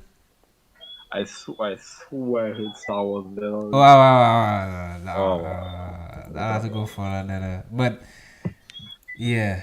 But what I wanted to ask, here's a question I wanted to ask. Kim, you mentioned, um, well, anyone can answer, but I specifically recall Kim mentioning, um, the guy going outside of the cave to see the real world, right? So let's use today's context. Like, what truly is the world? Like, I'm trying to phrase it, as how Ken phrase it. Um, yeah, boy, I having trouble, but I think you'll understand what I'm saying. That's a good question. so That's actually a good question. What really is, um the world? Like, what perspective And should a we live have? uh, and a Head live reenactment of the novel 1984. and you want to know a simple answer to that? I can even spell it. It's not even a sentence. You want to know the answers to the reality of the world. You want to know? The Yes. Bible. Now listen, the Bible, my friend, it is and it can only be the Bible. Now Jordan Peterson was speaking with Joe Rogan on one of his recent podcasts, and he was talking about the Bible and the fact that if we look at truth, or if we want to come down to truth, or if you want to come down to a realization of how the world worked back then and the basis of what we know to be truth, you have to look at the book which all books stem from. You check it. So when it comes to Shakespeare and all these novelists and all of these guys, or books that discuss the truth and books that discuss certain things, you have to realize that before there was the codex, there was, yes, like a collection of scrolls and stuff like that, and so on and so forth.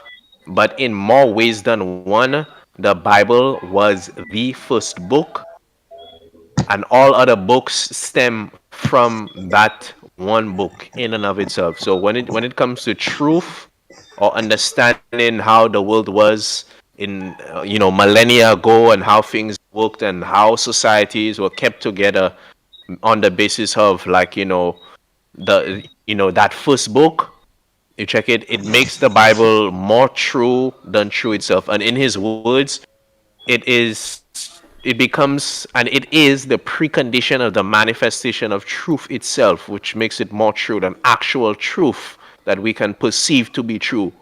You check, and if you look at the Bible now, we know that in the beginning was what? The Word. And the Word was, I can't remember the with text, but God, you know what I'm and the talking Word was about. with God, That the Word was with God, and the Word and the Word was. was God. Exactly. So when you see it comes to enlightenment, when it comes to the truth and the realities of how the world works, yes, we need to look into prophecy and decipher the codex and so on and so forth. But I believe true enlightenment only stems from, God, the Bible, the Word. Hmm. And Very interesting. when I look at the conflicts in the current in the present day, there were people who did not believe that Russia that Russia and Ukraine would come to conflict and stuff like that. But when you look back at the Bible, you realize that it says that in the last days there will be wars and rumors of wars. And yes, there have been plenty of rumors of wars, but there's that other bit. There will be Will be wars. was. Yeah, yeah. And that text was written millennia ago, my friend, and we are now seeing it in the 21st century. But know that the end is not yet. It's not there yet. Yeah, Can I take just the keep in viewpoint of mind. the atheist? Sure, sure, sure. No, No, sure. no, no. That's You a have to know what's no. funny. No, no, you have to No, know but what's funny. Let's You have to know let's what's go funny. on. You have We'll to but know take what's this. We'll funny. take this. I was just about. no, but Sorry. it We'll good for make this quick. Yeah, conversation. It because good for watch. No, conversation. because When watch. you say We're using the allegory. No, because we're using the allegory of the cave. Can we say? Yeah, Can we say? Can we say? The codex and so on and so forth is the shadows you've seen on the wall. that's a good You now. check it. Wait, that's a good. So Yeah, you yeah, check yeah, it. You check what yeah. it's That's showing a good you. question. So you That's check a what it's good showing you. question. You check. Yeah, That's why. That's that's why I a was good saying. point. That's why I was saying. That's why I was saying. There are so many contexts that can apply to, and you have to. You kind of have to be so careful. But let me. But before, I don't want to take away for some. That's what I wanted to say. But Let's Yeah, yeah, go. let yeah. me, Go let ahead. me, Let's That's a take the fair role point. of the let me, atheist. let me what someone have to say. Let me not rob what the um, atheist has to say. Go ahead, sir. Go ahead, sir. Go ahead, sir. Go ahead, sir. first of all, a lot of what we see is within our frame of culture. That's the first thing I would say. Because it's our perspective, what we understand things to be. And that's very important. Because let's look at it at first, the West versus East, right? In the West, we are mostly indulged in the Judeo-Christian ideology of the Bible. Although we may not agree, another point is although we do not agree on everything in the Bible, the same book, you know, Boy. whereas in the East they have different cultures and ideologies there. Just to look at Christianity by itself, one book, but so different and varying and extremely different ideologies and perspectives on the same on the very same book. You know, because seeing the world is a lot to do with one's culture, a lot to do with one's perspective, one's Mm, upbringing, you know, how one comes to understand the world. Because even though you can see even in the same household, two siblings, same culture, same household, but still varying in so many different points, you know. So so to say that that first of all to just cling it onto the Bible is the perspective of a Christian, you know, or is a mm, perspective of the West, of the West, mm. and you know, and all of that, you know, but but in another, so that's one thing. And coming to the deeper thing, you say Jordan Peterson. I follow Jordan Peterson so much. I actually aspire to be just like him.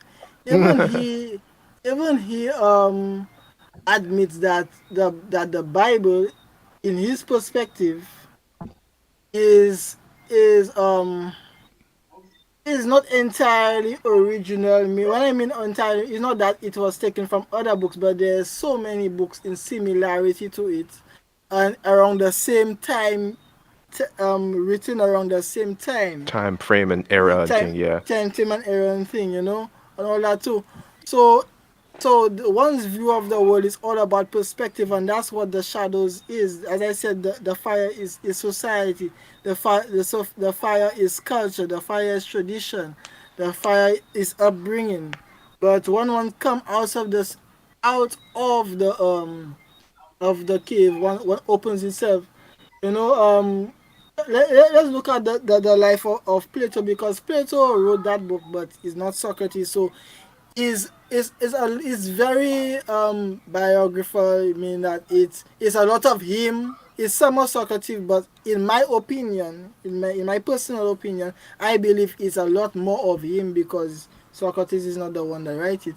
Because when Socrates died, Plato ran and he journeyed throughout multiple cultures, including the Jewish culture for 40 years. You don't see one place, but he was nomading. He went to different and he saw different cultures. He saw different gods, and he saw the world in different perspectives. That sounds You so know? liberating. Yeah, Boy. yeah. Mm. So now, him to me, Plato to write this kind of thing is on another level, because to him coming out into the light is different from someone who has only seen one culture. But to him coming out into the light from someone who has seen so many different perspectives, including the Jewish perspective, has has seen things from so many different points of view, and for 40 years coming to write this, you know. So to hinge something so even as a Christian, to hinge something so I would say it so desperately on the Bible is so is so narrow, you know. It's very narrow. And that's But a. but Mm. but coming back, I don't want to give myself a blow, but just to come back to what I'm saying, is that the Bible, when you compare it to the other manuscripts, is more transcendent and has and has a greater impact than the other books. Because although the other books may not be necessarily drawing from the Bible, because the Hindu, the Taoists, and the Buddhists have a lot of similar ideas. Not saying that they took it from the Bible, but they are very parallel to the Bible. But the Bible has proven it not only metaphysically, but actually in transforming of lives and so on and so forth, Hmm. has proven to be a more impactful book and an impactful religion than these other religions, which gives it that spot of number one, in my opinion, than the other books. but it's just that um, the world is just wrapped up so much from our culture and our upbringing and our personal perspective, our personality, and so many things about us as personal individuals. You know. Yeah, and also what I want to say too, and I'm actually happy he brought up that point because I've been looking into a few things for quite some time now. And first off, I before I say my original point, I want to say what was I coming to say? I hate that so much. Like so many things I brain, my tongue just cannot formulate the words fast enough. Bruh, But but what bruh. but what I wanted to say is the whole idea of the fact that, as a matter of fact, I'll forget that point. But what I would like to say is, you know, if we realize that, you know, the our natural enemy, our adversary, he cannot actually create things. All he can do is pollute what God has already given. Now, I began asking myself the question, like these things about energies and meditation, and you know, the fact that the universe can be governed by numbers, and if you look at the 3 6 and 9, a bunch of different things like that, I began asking myself, what if really and truly, like there's some may be more truth than more true than others, but what if there is actual truth in like everything? Like, and if you look at Ellen White, I believe I was speaking of Dylan. I don't know if you guys remember Dylan Edwards, and Yeah, he man, was yeah, saying man, like yeah, when man. you I have got to get him on, eh? yeah, yeah. When you look at Ellen White and like, when she was, writing her books and stuff like that, many a time she would actually get inspiration as well from, books that were far beyond what any modern day Adventist would take up and read. Like people wouldn't have the guts to pick up and read it. And then people would say, oh, well, that means she wasn't, inspired by the spirit and she wasn't. But you have to understand that for her to be able to look into books like these, to be able to read them right through, but to pick out, even if it's one line that fits or better explains her point or better explains her truth, I believe that in and of itself is the work of the Holy Spirit. So I'm saying, like, what if really and truly there's like truth in everything, but it's up to us and up to the aid of the Holy Spirit, whether we believe in it or not, to kind of like help guide us and keep us not necessarily in line, but in line at the same time. And right, what I wanted to say initially is let's look at freedom. In that same podcast, Jordan Peterson was saying like, the whole idea of freedom. If I tell you, like, okay, let's play a game, Glenn. First move, the move is yours. Go ahead and move. It's true. Your question would be like, okay, so what do I do? What do you mean? Okay, we play in a game. But how do I move? What do I move? So you move. You have freedom to move. But he's saying now that in freedom there needs to be a set of rules, because if I gave you now a chessboard and you know the rules of chess, and I say, Glenn, you are now free to move. You are free to move within the bounds of game of chess. You check it. So the whole idea of freedom consists of being in a certain set of rules when it comes to morality, so on and so. But for individuals who are not Adventists or Christians or believers, Yeah. you know we should also know that not everyone that's going to heaven will be an Adventist, or born again Christian, or some True, people true, may not true. have even worship on the seventh day Sabbath. And Yeah. that's the why the journey to heaven will be 7 days for them to experience a Sabbath before getting to heaven. And I was looking into it, and Dylan also explained to me the idea of, and you can Google it right now. It's natural revelation, Write where it it down. says in theology, general revelation or natural revelation to the knowledge about God and spiritual matters discovered through natural means, such as observation of nature, and in parentheses the physical universe, philosophy, and or reasoning. So when it comes to enlightenment and truth, I would actually like to retract my statement in that there only being true enlightenment from the Bible alone, but I'm of of firm belief that there is truth not just in the Bible, but in nature, in the observable universe. in almost everything, but with the guidance of the Holy Spirit, that we not go astray, because the enemy is fierce like a lion seeking whom to devour. You said a mouthful there. Boy, I uh, I I I surprised my tongue was able to keep up. Okay. Yeah, a lot to What you digest. said there. Yeah, First, man. On that note, we're actually approaching our time limit. No, no, no. Let Sam oh, finish. Let Sam finish. Let Sam good. Let Sam good. Yeah, what no, you're no, no, no. saying, I'm not saying that to cut him off. I'm saying yeah, that yeah, just to be aware taking of that the time. into consideration, yeah. Yeah. What you're saying there is so true because I myself I know these things because I've read books from the Taoist and the Hindu and the Buddhist. And in a lot of what they say, there are a lot of things that I've learned from them and I practice. But because in what they're saying, it's not that you come to believe it, but it's that it's so keen and so in line to the theology of the Bible. You know? Because Yeah. even Paul says it that there are people, and you said it right there, that who just through natural observation of nature and the Holy Spirit using these things to just show them the way, Mm-hmm. uh, uh, and just to open their minds. He called it all. He says, I think in Romans chapter 1, somewhere in Romans chapter 1, for the latter part, he said they become alone to themselves. Not that they're doing what they want, but that is like the law becomes natural to them because like they have evolved with it. You know. Mm-hmm. Now, just to piggyback on what you said about Jordan Peterson stresses that the thing about freedom and choice a lot, especially in his book, The 12 Rules for Life, the first book, his I second love book. that book so You know, much, boy.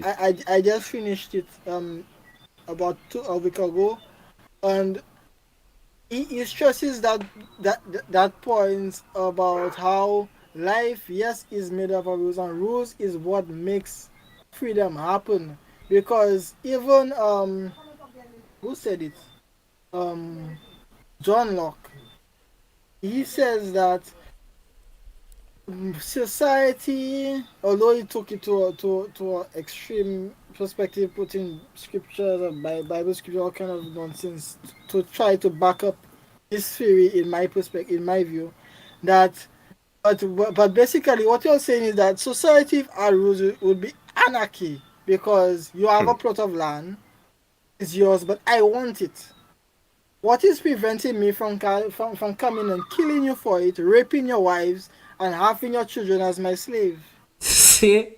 I Yeah. mean, Yeah. you just described most of Yeah, human history right there. straight, Yeah. because that is Yeah. straight, Yeah. straight to it. because with Shit. outlaws that is the natural state That is true. of the earth. That is true. Dominance, supremacy, conquer or be conquered. That That is is the law true. of nature. That is true. And the only thing that is preventing us from doing that is law saying that if I do that I go to prison. Because what society was before, from a from a creationist evolutionist perspective, that as society evolved, that it was there were no laws at Mm-hmm. first, nothing preventing me. The same way like apes, right? Only one male gets to have sex with majority of the females, and the lesser, the leftover is given to the second rank and the third rank in dominancy. But we are in a culture society today where even the most beta male has a chance. I don't say he will, but has a chance.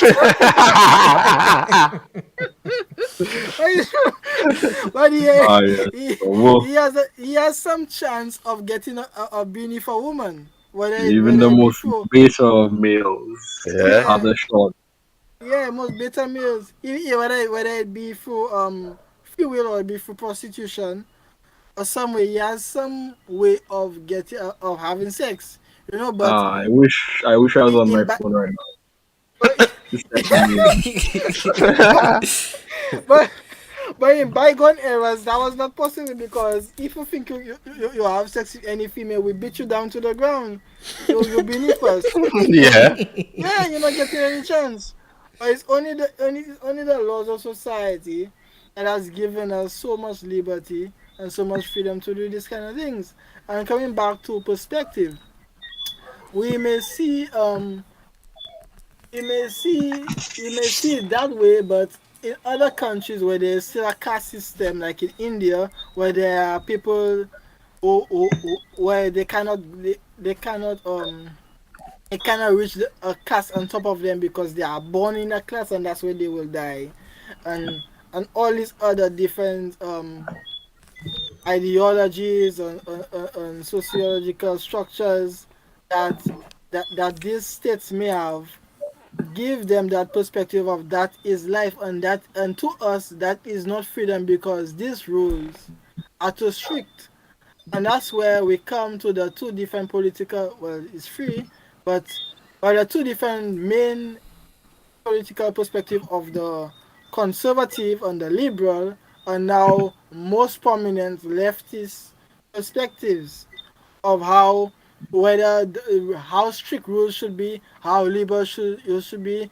Some saying they should have no rules at all. Leftists, if I may say, you know, you know that that kind of thing, because rules, depending on how strict they are or how liberal they are, gives a lot of control versus consequence. You know, because more control, less consequence, less control, less consequence, but more power.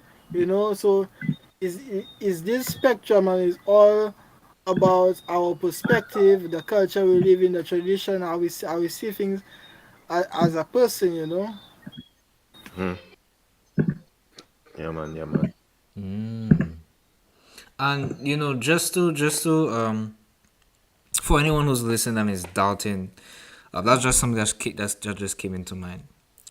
When you mentioned, without rules, people would, resort to, killing you for your land, or for whatever it is. And even if you think about it now, there are rules in place and people are still doing these things. Yes.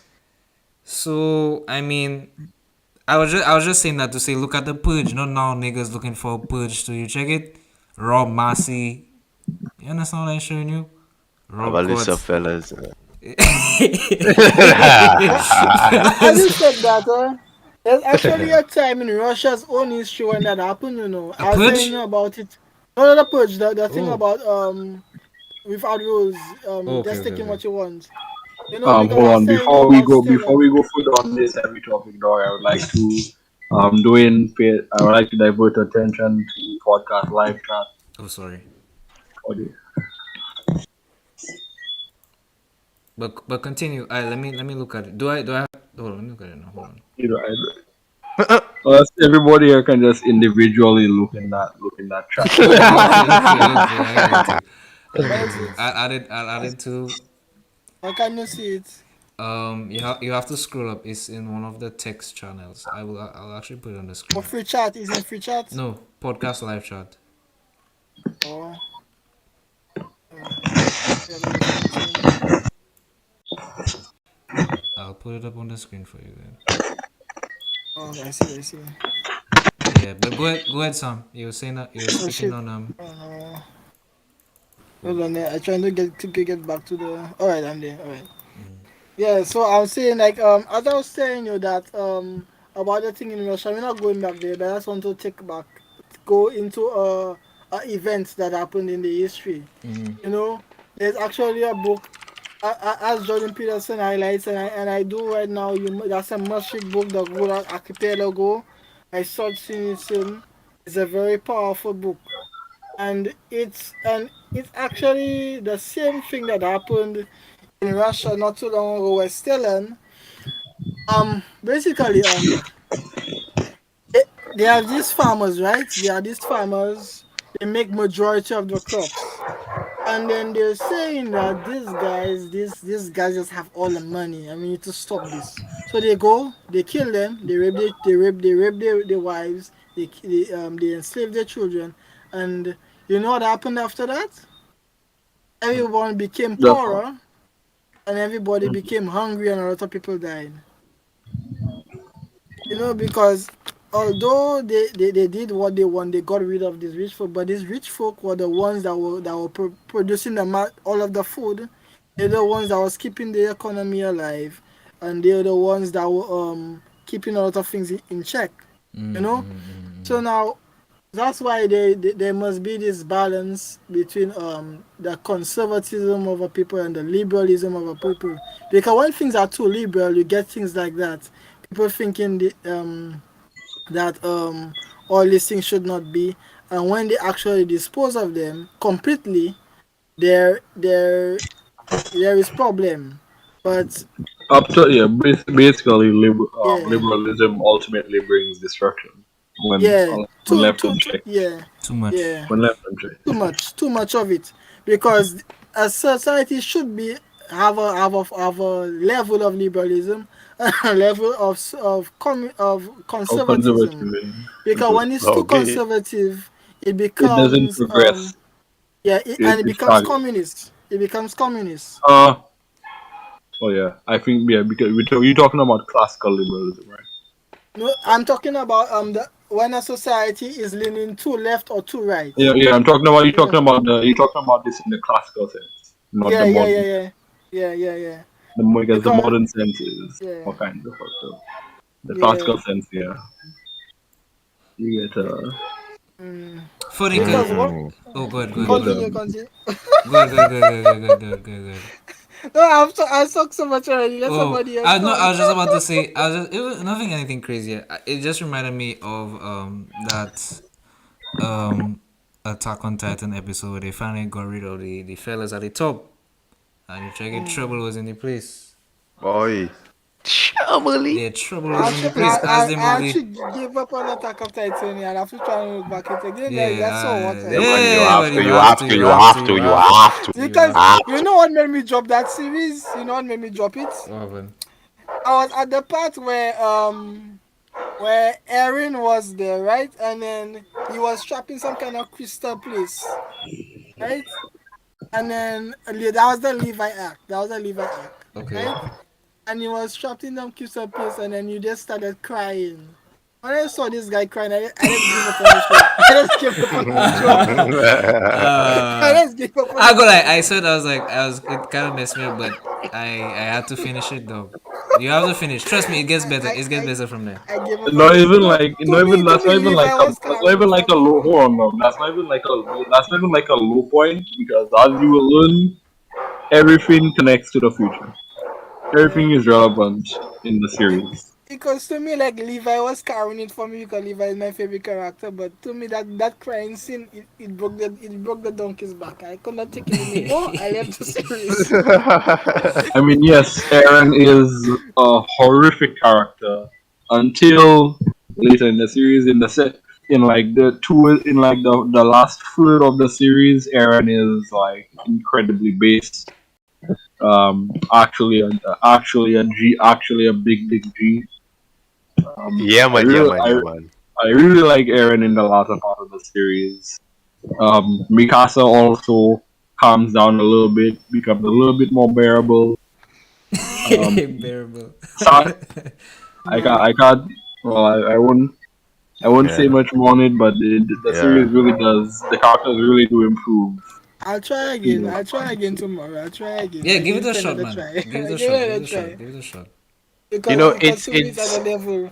yeah, it's one of those things where like you ever had a colleague or someone tell you like watch a series, it's starting off getting real good.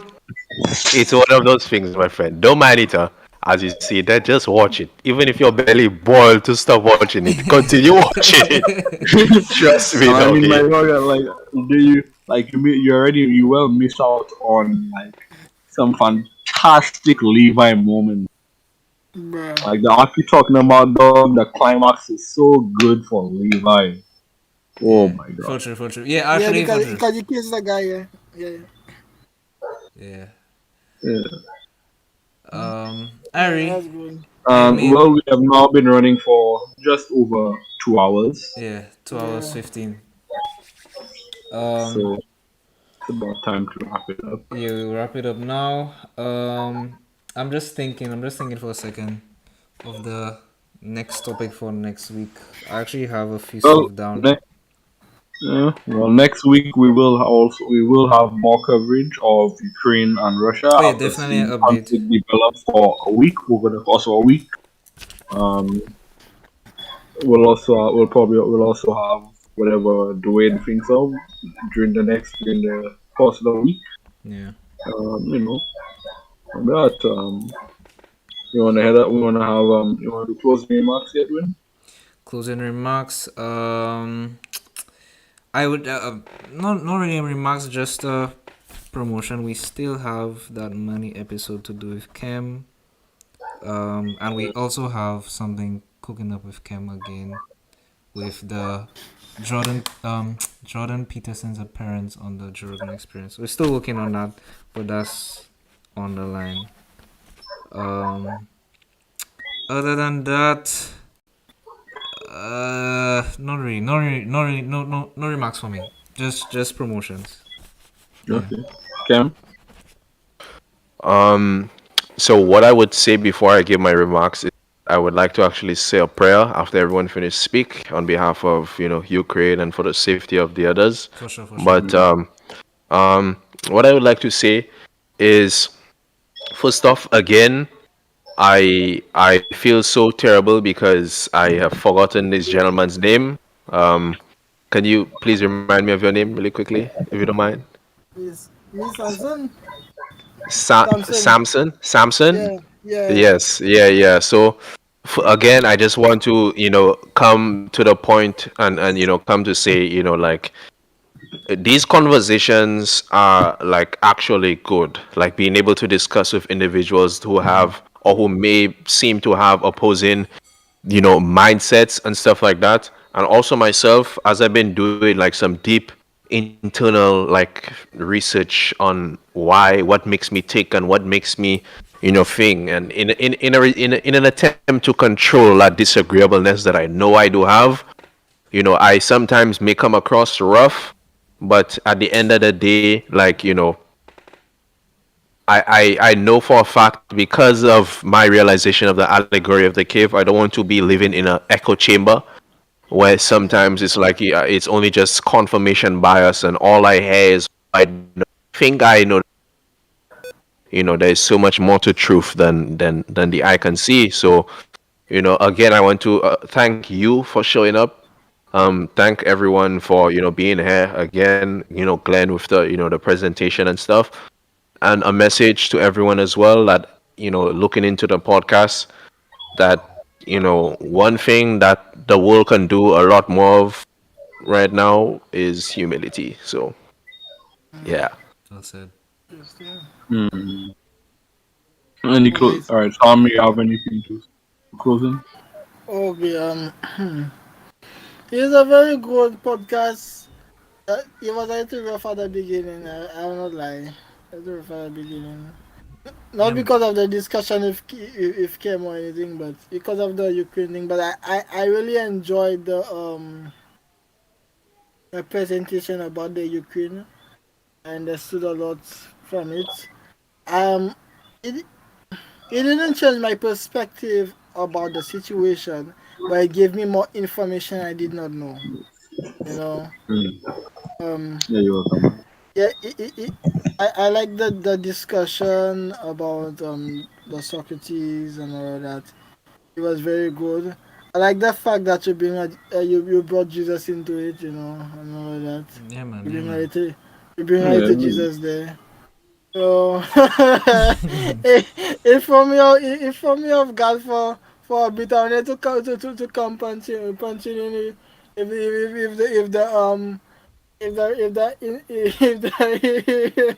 if the as an antagonist, what I say, no man, I'll let Jesus reign, but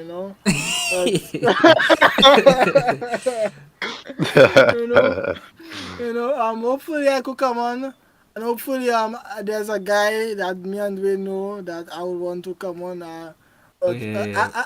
That's in the as the works. ball yeah, as the ball keeps on rolling, and even think that Jesus thing Kem said there was bothered me. First, when he comes on, I might then leave the podcast because